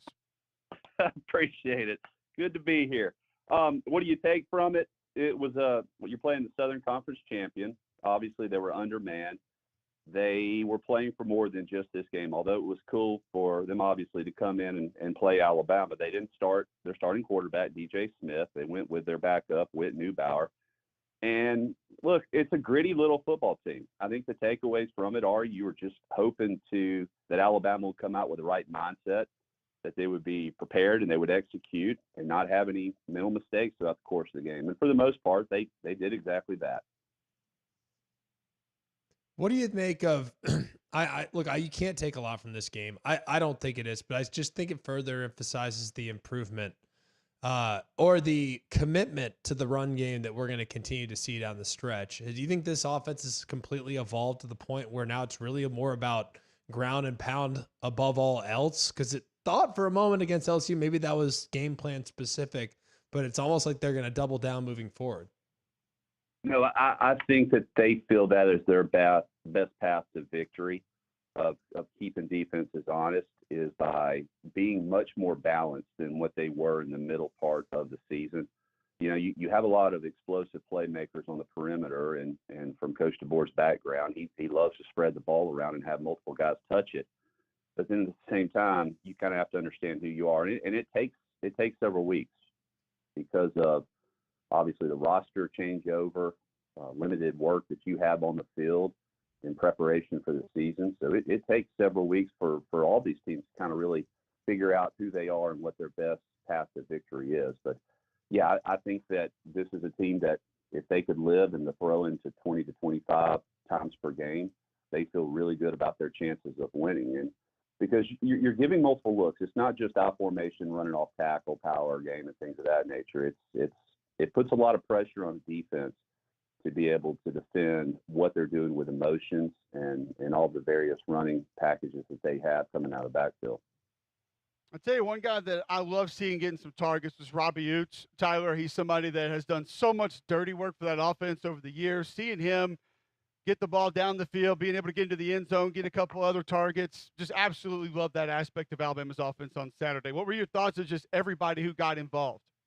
No, and that's what you love about these games are guys that normally aren't targeted, or they're going to get opportunities they don't typically in an SEC matchup. And that goes all the way down to the walk-ons that you're calling in the third and fourth quarter that are getting their opportunity to get out there and play. But, Robbie Utes, he does such a good job on the perimeter. He sprung Ryan Williams for a touchdown, he and C.J. Dupree. And it was good to see them rewarded. They actually, on his touchdown pass, they had run that play 3 times over the course of the game. They ran it 2 or 3 plays prior to C.J. Dupree, and it was overthrown. He was open as well. And then they came back to it and hit Robbie Utes. You know, because of what he does running or in run block, it obviously is going to give him some opportunities to kind of sneak through the secondary potentially. And Mercer was having to play so heavy in run support with their safeties. I think they were the leading tacklers in the first and second quarter. So that was just sitting there waiting to come. But what I also loved about that, y'all, is Jalen Milroe that's the best touch I've seen on a throw all season long. Now, granted, he was wide open. There's no reason to really dart it in there. But over the last couple of weeks, some of the deep passes have been there, but it's been a little bit too flat, not quite enough touch on those balls. So it was good to see that he can go back and watch that and realize, hey, put a little more air under it, give a catchable ball, and we can get some more touchdowns on these deep passes. It does feel like there have been a few more misses, and it hasn't had the same air under it. That's 100% correct, and I'm hopeful that things will be better moving forward. Looking at this week's game against Oklahoma, look, the defense is great. There's no denying that. The offense has struggled. Still, night game on the road in the SEC. It's always a tough spot. But what can we anticipate from this group? And what do you think is the path for Alabama to try to attack this defense that's going to be pretty aggressive and do a good job? Well, I think it's easy to get caught up in the record of the two opponents remaining on your schedule, but you best believe that they're both going to be gearing up to try to knock you off the pedestal. And yeah, this is going to be an extremely tough game for Alabama. This Oklahoma defense, man, they fly around the football field. They're fast, they're quick, they're good tacklers. They're going to present a lot of problems. And Coach Venables has always done a really nice job on the defensive side of scheming you up, putting some pressure packages that you haven't seen, forcing you to throw the ball where he wants you to put it. So yeah, this is going to be a challenge. I think it's one though where you have to weather the storm initially and just not beat yourself, not make any mental mistakes that get you behind the chains. Because I think moving forward in these next two games, it's all about just not giving your opponent hope that they can be in the game in the third and fourth quarter and that they can play with you. I think you have to create that doubt early on. And it's not always what you do. It's just what you don't do. You don't put yourself in a hole. You don't spot on points. You don't turn the football over. And if you can do that, then hopefully in the second half, you have a chance to pull it out. But it's definitely going to be a challenge. I anticipate the crowd being pretty raucous and just, you got to just go in there and do your thing. Tyler, you're going to get a aggressive defense that moves a lot, has linebackers that can run through, multiple defensive linemen going to roll in and play. What would you like to see Alabama lean on offensively this weekend against Oklahoma? I want to see a lot of play action. I think because of what you're doing schematically in the run game, it's going to present itself some opportunities off of that to where you can hopefully have some one-on-one situations on the outside. And you have the playmakers out there to be able to have some really nice plays. And it's not always the deep passes, because I still think that the short passing game is what Alabama does when they're moving the football. What they're really focusing on is just taking the 5 to 8 yard gains and allow those dudes to have a one-on-one opportunity, make a guy miss, and then you turn it into a bigger game. But you don't want Jalen Milroe sitting in the pocket for 3 and 4 or 5 seconds, trying to dissect the defense, push it downfield, waiting for routes to come open. I think he's at his best when it's quick hitters, because quick hitters in the running game, quick hitters in the passing game. I think that's when they're best.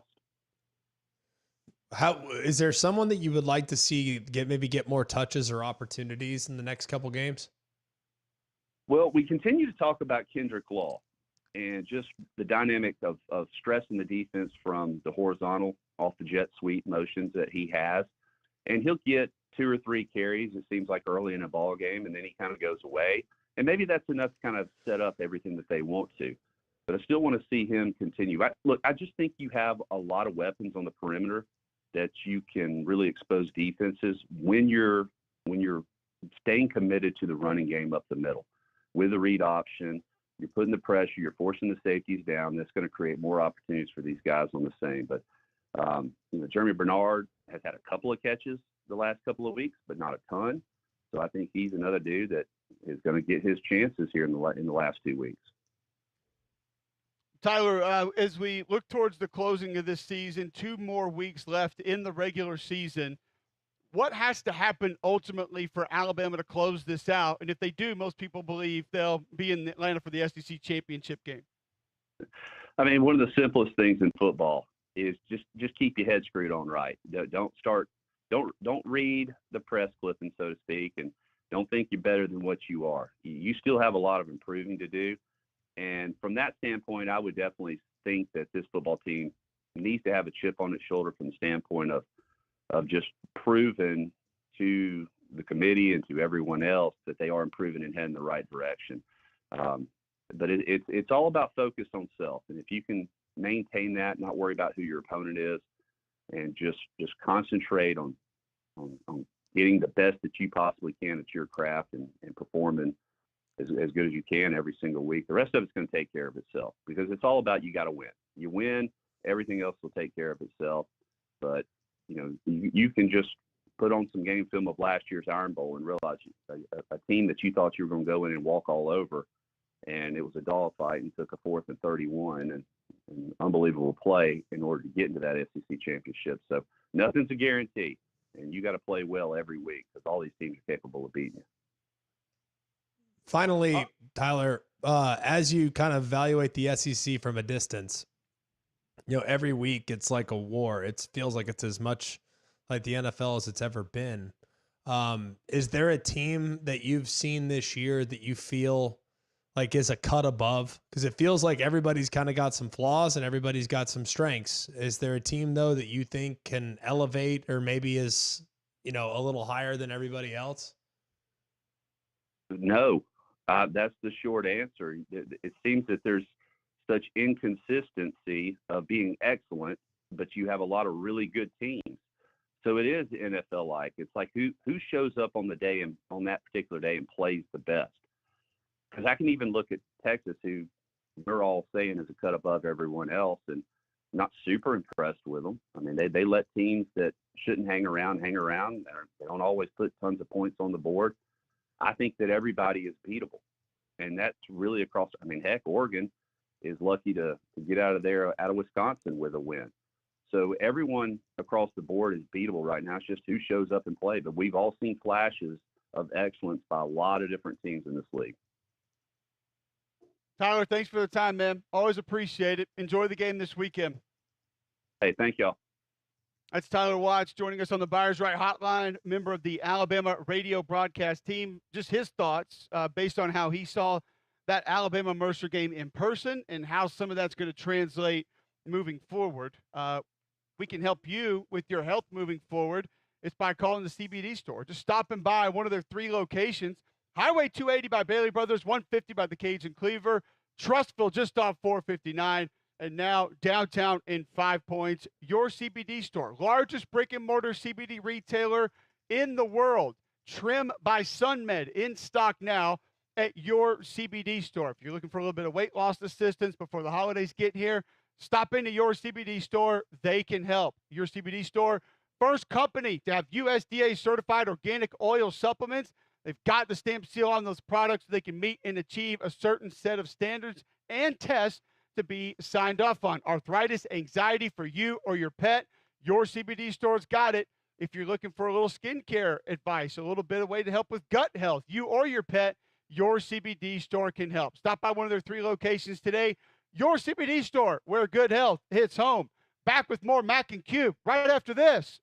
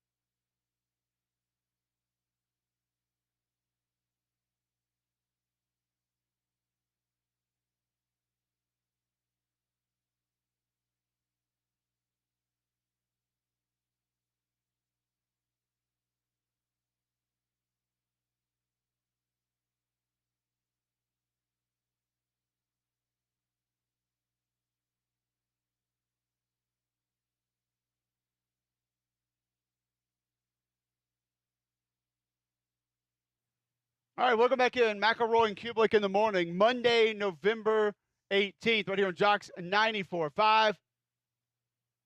9:17 a.m. Listen online, jocksfm.com. App is in your app store, iPhone, Android. You can always download that for free. Listen on the go. You got the YouTube link right there on the app as well. Go watch live each and every morning. Let's get into a couple other SEC games over the weekend. Before we do that, I'll tell you, Alabama State goes down to Jackson State. Things got a little bit heated late in this game as well. Hornets go to 5-5. Jackson State now 9-2, 16-10. This game was, and not a lot happening through the air. Alabama State's Kareem Key goes 3 of 9 for just 4 yards, but Daquan Kinsey, 13 carries, 144 yards on the ground as Alabama State goes down. We've mentioned a couple other games around the league. Talked Georgia, Tennessee, GMAC. We talked a little bit of Missouri and South Carolina. Any other takeaways from Missouri, South Carolina that you had? Brady Cook wasn't supposed to go. He goes. Nate Noel was a little dinged up, but he gets a heavy workload, gets that stretch play going. What other takeaways did you have from that matchup? I think mostly just the fact that they were able to get something going offensively, and it feels like it's been a while since they've hit anything downfield. And Luther Burden making that catch down the stretch, an amazing play. I just don't understand. Like Nate Noel, obviously having some nice plays. I just am having a hard time figuring out why is this offense so randomly good. I mean, it was even the same way last week when, gosh, what was the score in the final 5 minutes of the game? And it's like, how did they end up scoring as many as they did? I know they had a couple plays. It's like, they just feel like the offense for Missouri is like really hit or miss. When it's going, it's still good. And when it's not, it's terrible. I just don't understand it. Feels like they don't do a great job of finding Luther Burden consistently. Now, Theo Weiss is, I think, well, he's not as explosive as Burden, but down the field, he can be just as dynamic. And Eli Drinkowitz told us last week and this week, we need to do a better job of including Luther Burden as a wide receiver, getting him touches, involving him as a wide receiver. So not in the backfield or maybe, screens behind the line of scrimmage, traditional screens, which I just find odd, Greg. I mean, are people shading the coverage his way that much where they're not able to throw him the ball on traditional routes? No, I mean, it doesn't seem like it. Like they definitely, with some of their pre-snap alignment, they talk you out of it. But I mean, you can do things, and they have done things in the past to get creative by creating stacks, bunches, motions, start them in the backfield, motion them out, kind of hide them in the formation. Like there's ways around that. It's just, for whatever reason, it just hasn't materialized in him getting a lot of targets. I think the other part of it is that stretch play is just massive. And if it's not Nate Noel, it's very different. And I think the main reason is Nate Noel makes you think that thing is going to go all the way outside, play side, or front side, so the direction that it's initially intended to go on every snap. And he can cut it back all the way in any gap, including to the backside of the backside tackle. But when Marcus Carroll's in the game, he doesn't manage it the same way. He doesn't give you the same effect. And I think, too, Nate Noel's stature helps a little bit, too, because he kind of hides behind the line of scrimmage. And so that gives the defense a little bit of thought process of not knowing where he is. And so they play it different ways. And they got it going with him. He's been dinged up last couple of weeks, so couldn't really get him going. They didn't want to lean on him last week. And so you didn't see that offense get going until late. Let's be honest. Drew Pine, he had a jump ball to Theo Weiss and a scramble and then a fade to, Theo Weiss in the end zone, or a jump ball to Burden, and then he had the fade to Theo Weiss. So it's not like they consistently weren't moving the ball in the fourth quarter of that game against Oklahoma, but there was no offense to be spoken of for the first 3 quarters. And like you said, they come out against a really good defense, a great defensive line, and they're able to kind of find their way. It's just, it is a little bit of a Jekyll and Hyde offense, and Johnny Walker really showed up for the Mizzou defense. He was a difference maker for that group. I didn't expect them to show up the way that they did. And maybe they're a little better than some people think, because I think the South Carolina team's pretty good. The fact that they were able to hang 4 quarters, but there's Brady Cook's health is obviously one reason. I think Nate Noel's health is another reason, as just to why they haven't been able to find that consistency this year. Well, I think obviously the Brady Cook thing, and you're right, with the running backs, they've had guys that are in and out. I think the offensive line, like I know you feel good about the offensive line. I don't feel like the offensive line's anywhere as near as good as it was a year ago. But I do think, I mean, so much about this game and so much about being successful offensively now comes down to how well does your quarterback play. When your quarterback didn't play well in the first 5 or 6 games of the year and is banged up and has a bad ankle and a bad wrist and all this other stuff, like it's going to have a huge impact on who you are. But I also think some teams have kind of figured them out just a hair. Like if you can really defend the stretch, you're in a good spot. But obviously that's not an easy thing to do. It's not. And it gives a lot of teams a lot of problems. And then you get your bootlegs off that, your play action shots.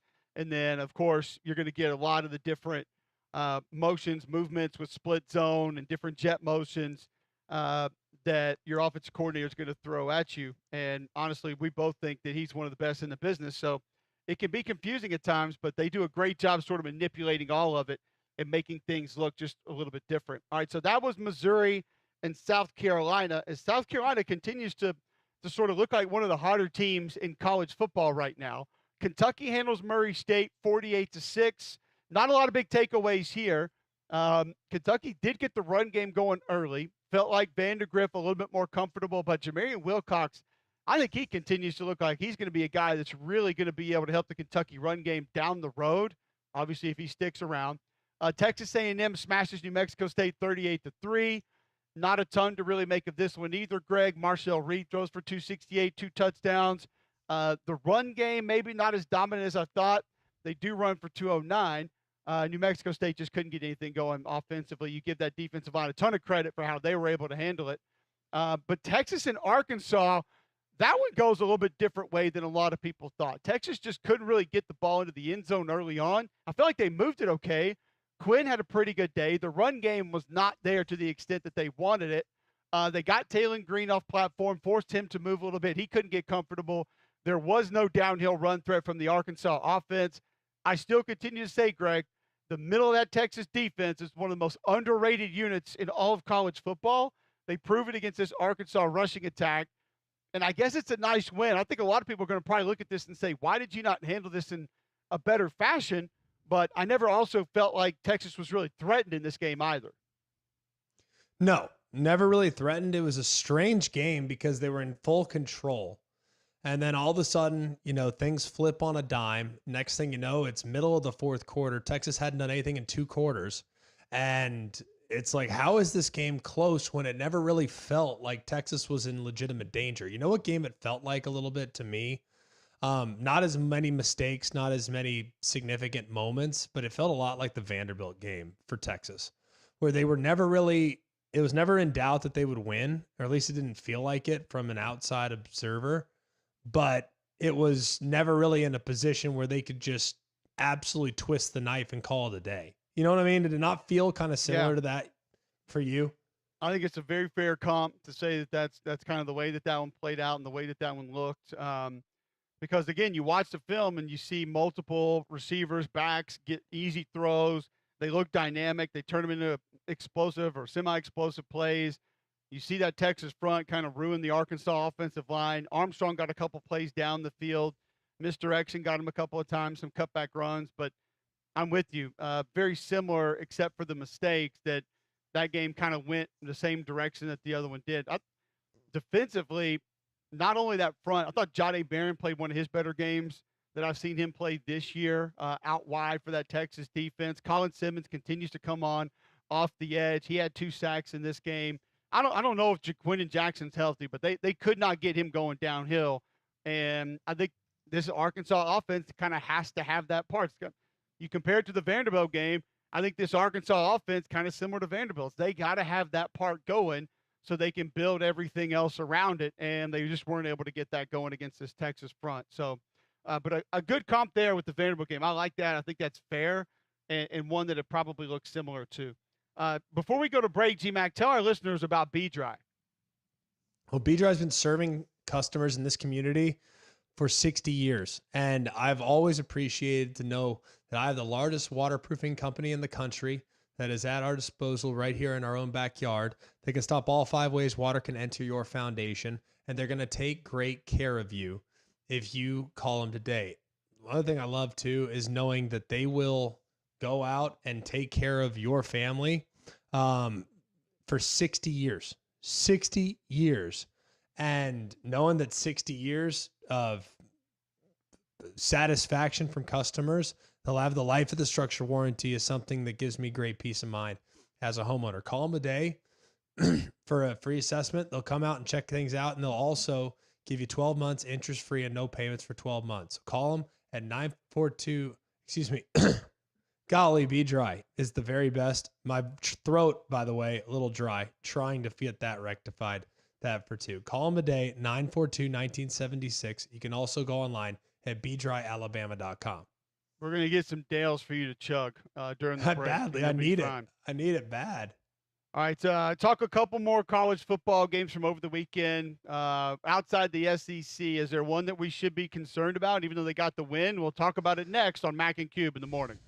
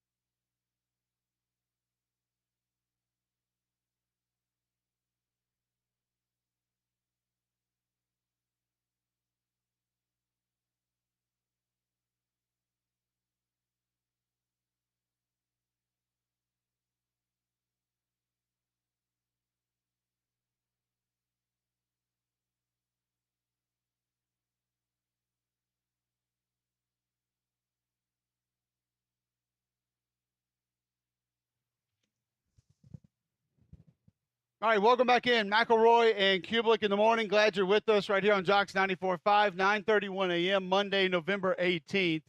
Listen online, jocksfm.com. If you missed Paul Finebaum, Taylor Zarar, who was on call for Auburn and ULM, or Tyler Watts, you can get all those podcasts there at jocksfm.com. One other SEC game that we did not really get into, GMAC, LSU, Florida. I think we all had Florida going into the game. I know you and I did. And for a couple of the reasons that we did, those things came true. Garrett Nussmeier doesn't throw interceptions, but not as committed to the run game as maybe they needed to. This game, the ultimate statistical anomaly, as when you look at what LSU was able to do, running plays, grabbing yards, maintaining the football, time of possession in this game, 41-43 for LSU, 18-17 for Florida. They outrushed Florida 130-113. They outgained Florida 392 to 339. And double up basically the amount of plays that they ran in the game. How they were able to make this happen statistically, do the things that they did, yet not get the football into the end zone and find a way to lose. It just kind of goes into this weird LSU football season that we've seen. 92 plays for LSU, 43 for Florida, and LSU finds a way to lose this game. Greg, they had some run game going. They ran the stretch play a couple of times. It was working. They ran toss a couple of times. It was going. And then they just completely get away from it. Could not find ways to protect. You had a new guard in the game. Left guard really struggled. Caleb Banks, 88 for Florida, looked like a man-child. They couldn't block him. And Nussmeier was on the move. You saw multiple receivers get into it with Brian Kelly on the sideline. You just have to wonder what this thing is going to look like for the rest of the season. Yeah, I mean, and Vanderbilt, what's one of their biggest problems? Remind me, what has LSU struggled with primarily this Throwing year? the ball to the other team. No, defending quarterback run. And Oh. Diego Pavia ain't scared to run the football.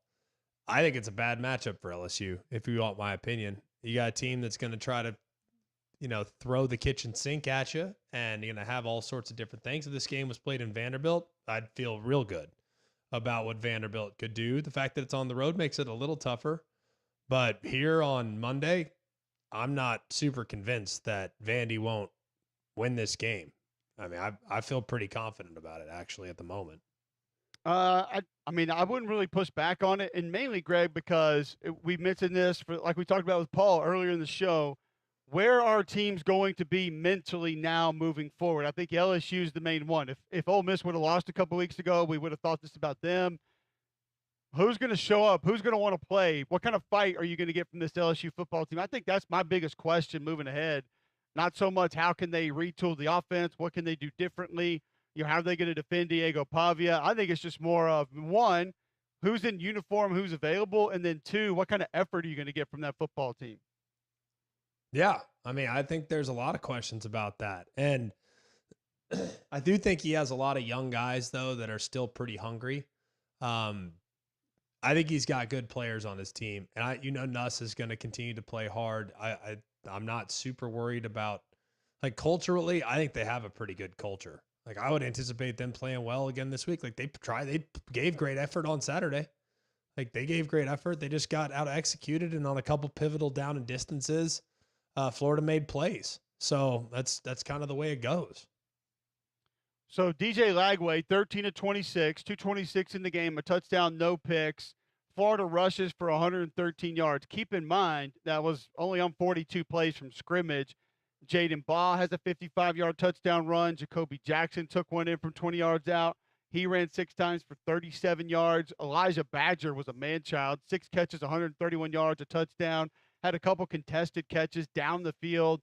I thought Lagway, Greg, did a really nice job of moving in the pocket and then delivering the football. Did not look to just scramble right away, but did a nice job of kind of maneuvering around and then finding one of his targets down the field. At times, like Badger would go up and make a play for him, but also at times he was just able to keep plays alive, find an open receiver, and make the most of those drives. So, like I said, statistically, weird game, but LSU able to put the ball in the end zone only a couple of times. Florida, most of their drives, and the Gators get a huge win. And also, I think you have to change your mindset on what Billy Napier's doing. I mean, you and I said weeks ago, we're not throwing in a towel on him. We don't think he's done. And obviously his team hadn't really shown any quit either. Think about all the injuries, all the position changes, all the different guys in the lineup. And a lot of people said there's no way they get a game in November. And now they get LSU at home, a team that looks like they still have a shot at the SEC championship game where they could play their way into the playoff. And Florida's able to get a massive win at home. Yeah, I mean, I think this was as big a win as Napier's probably had in his tenure, right? I mean, there have been a lot of times where they've had the game in the fourth quarter only to have a play made, um, only to have a play made on them that leads to them losing. Like I think back to the Tennessee game earlier this year. I think back to a few other games over the last couple of years. I mean, this was the biggest win for Napier in a while. And while it does appear like LSU's trending in the wrong direction, still a team with talent and a team that had a chance to get to Atlanta if they were victorious this past weekend. So they got a good young nucleus. I mean, two of the biggest players in the game, Baugh and Lagway, both true freshmen. I mean, the sky is looking pretty bright in Gainesville with the big opportunity coming up this weekend to take on Ole Miss. I mean, if they gave Ole Miss a game, I don't think it'd shock anybody with how they've played the last few weeks when Lagway's been in the game. Now, when he's out, they're dead. But when he's been in the game, they've been pretty good. What do you make of his game just as an SEC quarterback? What do you like? What needs to improve? Where does he impress you? I think he's got a really high ceiling. I think he moves in the pocket nicely. I always look at how quarterbacks, when they're moving in the pocket, did their eyes drop? Did they start to look at the rush? Is there panic when bells and whistles are going off and doesn't seem like the moment's ever too big for him? Granted, yeah, I would like to see him maybe be a little more methodical. He's a little bit like Jalen Milroe was last year, where feels pretty fixated on trying to create the deep ball, which I like, but at the same time, it'd be nice to have a little bit more of the underneath intermediate stuff as opposed to getting a little bit caught often looking downfield longer than he probably should. But I like his game a lot. I think he's got a really bright future. All right, so plenty more to discuss. We'll get to a little bit more college football here in just a second. Obviously, we've got more nationally that we want to discuss and we need to talk about, but I'll tell you about Gusty Goulas and the Gusty Goulas Group. If you're trying to get into a new home, Gusty Goulas and the Gusty Goulas Group, brokered by eXp Realty, they've served more than 3,000 home buyers and sellers in the greater Birmingham area, recognized both nationally and locally as Greater Birmingham, Alabama's #1 team in homes sold. You can trust Gusty's aggressive and proven selling system. He's got what it takes to attract hundreds of qualified buyers that are going to want your home, investing thousands in the latest tools like social media, photographers, and more. Gusty has over 830 five-star Google reviews. Call 205-542-1996, or you can visit the Gusty Goulas Group at gustygoulasgroup.com. That's gustygoulasgroup.com, or just Google Gusty Goulas Group, and you'll see over 830 five-star Google reviews. Go to gustygoulasgroup.com or call 205-542-1996. Moving out of the SEC for a moment, Greg, there's a lot of people that wondering now, should Oregon be the #1 team in the nation? Probably feel like based on record and schedule they should, but as far as how they look, are they that #1 team in the nation? What kind of concerns do you have for the Oregon Ducks after a real struggle at Wisconsin over the weekend? Well, tell me this. Who are you going to move in front of them? Indiana? I mean, you can't move Ohio State in front of them. They beat Ohio State. You can't move Texas in front of them. Texas, were you impressed with what they had offensively and some of the missed opportunities in the passing game and, a somewhat, underwhelming rushing performance? Like, what about Penn State? I mean, yes, Oregon's still the #1 team. They went on the road to a tough spot. The offense didn't have their best stuff. They had an interception there in the red zone that was bad. But the defense, I thought I was pretty impressed. Now, I'm completely underwhelmed with what Wisconsin has offensively. But I do think that Oregon's defense showed that, hey, even in the situation in which our offense can't move the ball with any consistency, our defense can elevate and make the plays necessary to win the game. So I came out of that actually maybe having a little more respect for Oregon, because I don't care that much about the eye test at this point. I care about responding to adversity, and that's exactly what Oregon was able to do in a tough spot on Saturday night. All right, so that was Oregon, 16-13 over the weekend. They get the win at Wisconsin. Dylan Gabriel just 218 yards passing. He threw a pick, did not throw a touchdown. Jordan James goes for 121 on the ground. Braden Locke, 12 of 28, 96 yards passing, Greg, a touchdown and a pick. Wisconsin runs for 130, which leads to their offensive coordinator getting fired. Phil Longo out at Wisconsin. Is this necessary? Do you feel like this needs to happen for the Badgers? Yeah. I mean, he's been dealt a bit of a tough hand when you lose your starting quarterback in week 3 and the backup isn't really ready to be the guy just yet. You're going to struggle. But at the same time, this is now 2 years in a row in which the offense hasn't been great. Like, they've kind of found a way to do some things down the stretch last year. They ran the ball pretty well at times last year, but now 2 years in a row where Phil Longo really hasn't been able to manufacture a whole lot offensively. So I think when you look at it all considered, it's probably the right move. And I think they got to figure out, what do they want to be offensively? Because that's going to be an interesting thing that they got to figure out, because can they be a team that plays this spread power? I don't know. I really don't know. Or do they need to go back to the drawing board and kind of what allowed them to become a consistent and reliable program for a really long time with a downhill rushing attack that's a little more complex? We always wondered when that hire was made, traditionally what they had been, what Phil Longo had been, would that mix be able to work? We find out now it will not. Some other coaching news as well. Ball State's going to fire Mike New. He's been there since 2016. Keep in mind, he had Ball State 7-1 in 2020, 3-7 this year. So Ball State moving on. Temple fires head coach Dan Drayton. He's 9-25 in his career there. Indiana gets an extension for Kurt Cignetti, 8-year extension, $72 million. He'll get around $8 million per with a $1 million retention bonus. And Baylor's going to bring Dave Aranda back. This was one we debated a couple weeks ago, GMAC, if it would kind of hold. It looked like Aranda was turning things around. And now the Baylor administration announces that they are going to make that move and bring him back next year. I think it's the right call. And Dave Aranda will have another shot next season there in Waco. Yeah, I think it's the right call because look at what their offense is doing. Jake Spavital and company, like, they've figured it out offensively. So, I mean, they're scoring a ton of points. They got a quarterback in Sawyer Robertson that you feel like, man, he's one of the better quarterbacks in the Big 12. Feels like everything's trending in the right direction for Baylor. I mean, they've had some nice offensive performances. Now, defensively, I mean, if you really look at it, I mean, they're a Hail Mary defense away from being in a position to maybe make it to the Big 12 title game. I mean, if they defend Colorado's Hail Mary, they're in a different spot. So we'll see where they go, but pretty intriguing to see where things are heading for them. Absolutely. Also, some other college football news quickly. American title game is set. Tulane and Army will meet in that game. There are multiple clinching scenarios for other conference title games. We'll get to those throughout the course of the week. That one, the location not going to be determined until, I believe, after this weekend, and then we'll have an idea there. So that's it for some scores for today. When we come back, we'll get you some bad box scores and a little more college football news and notes right after this on Jocks 94.5.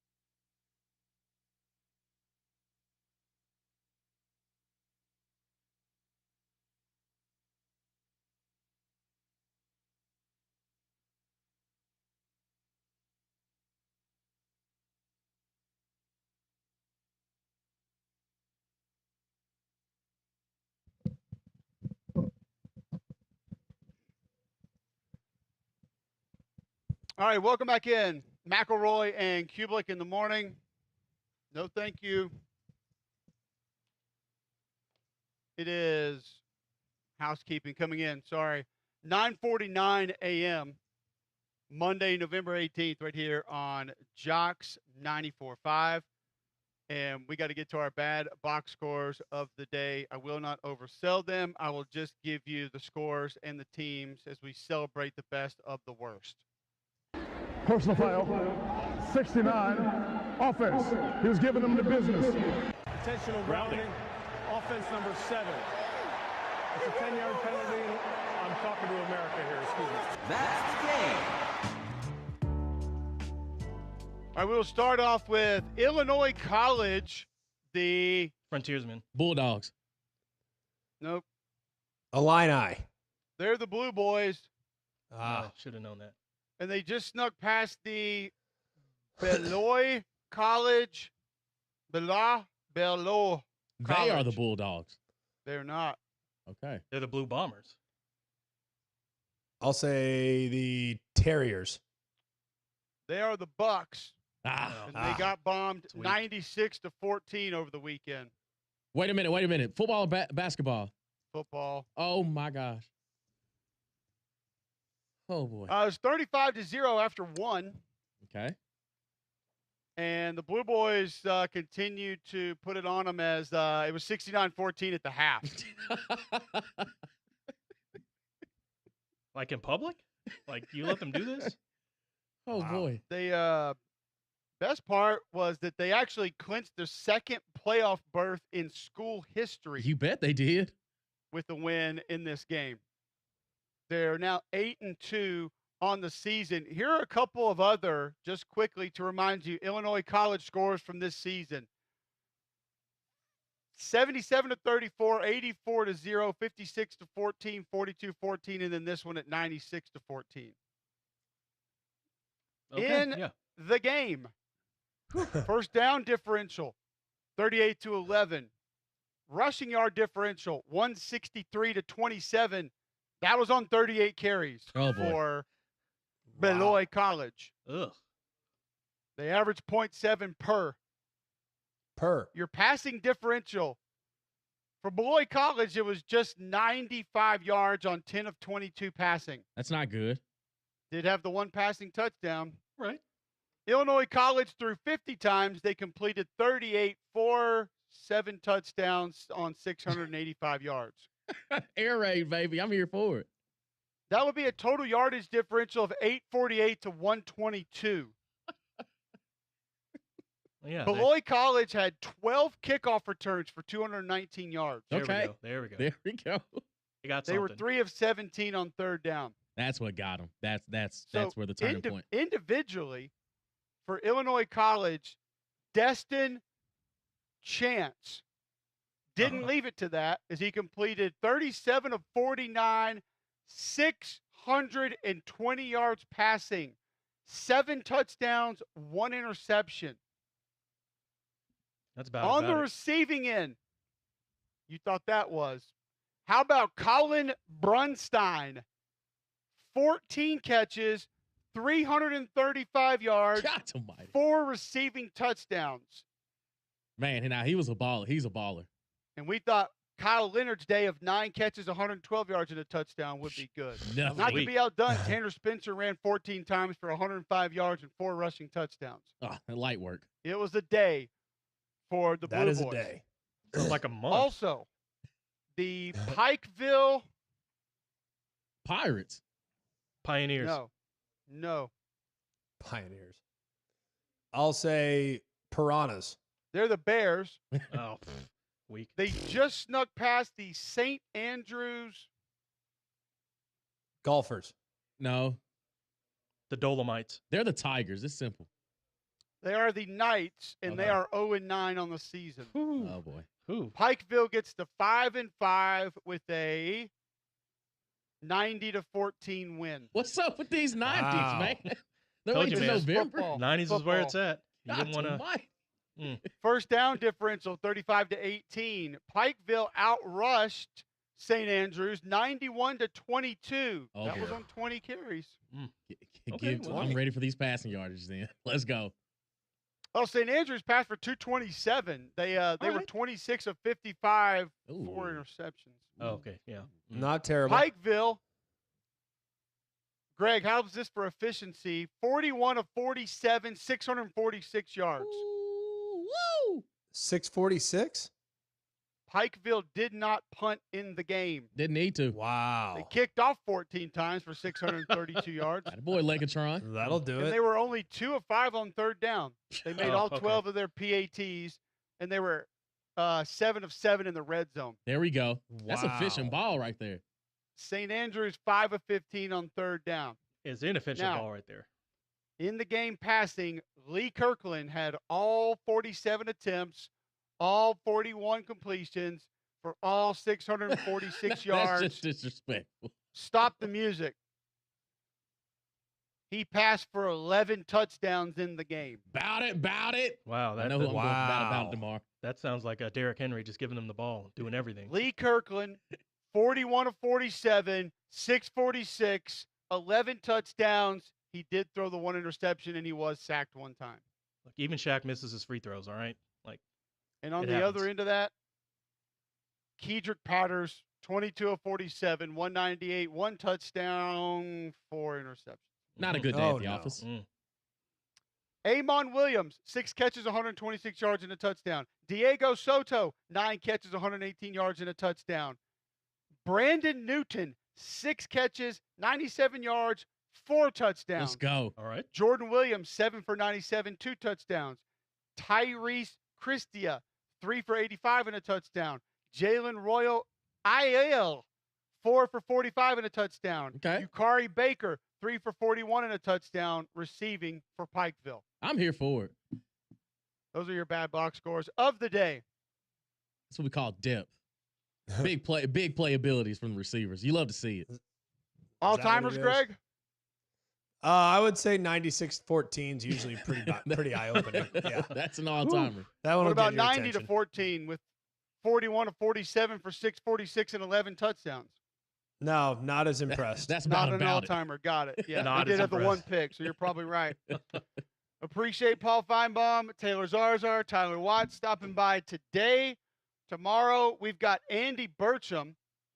Also, Steve Wiltfong already getting some flips in recruiting. Looks like it's going to be maybe a crazy recruiting season as we wind down college football's regular season. He'll update us on all of that tomorrow. 3-Man Front is next. Keep it locked right here on Jocks 94.5.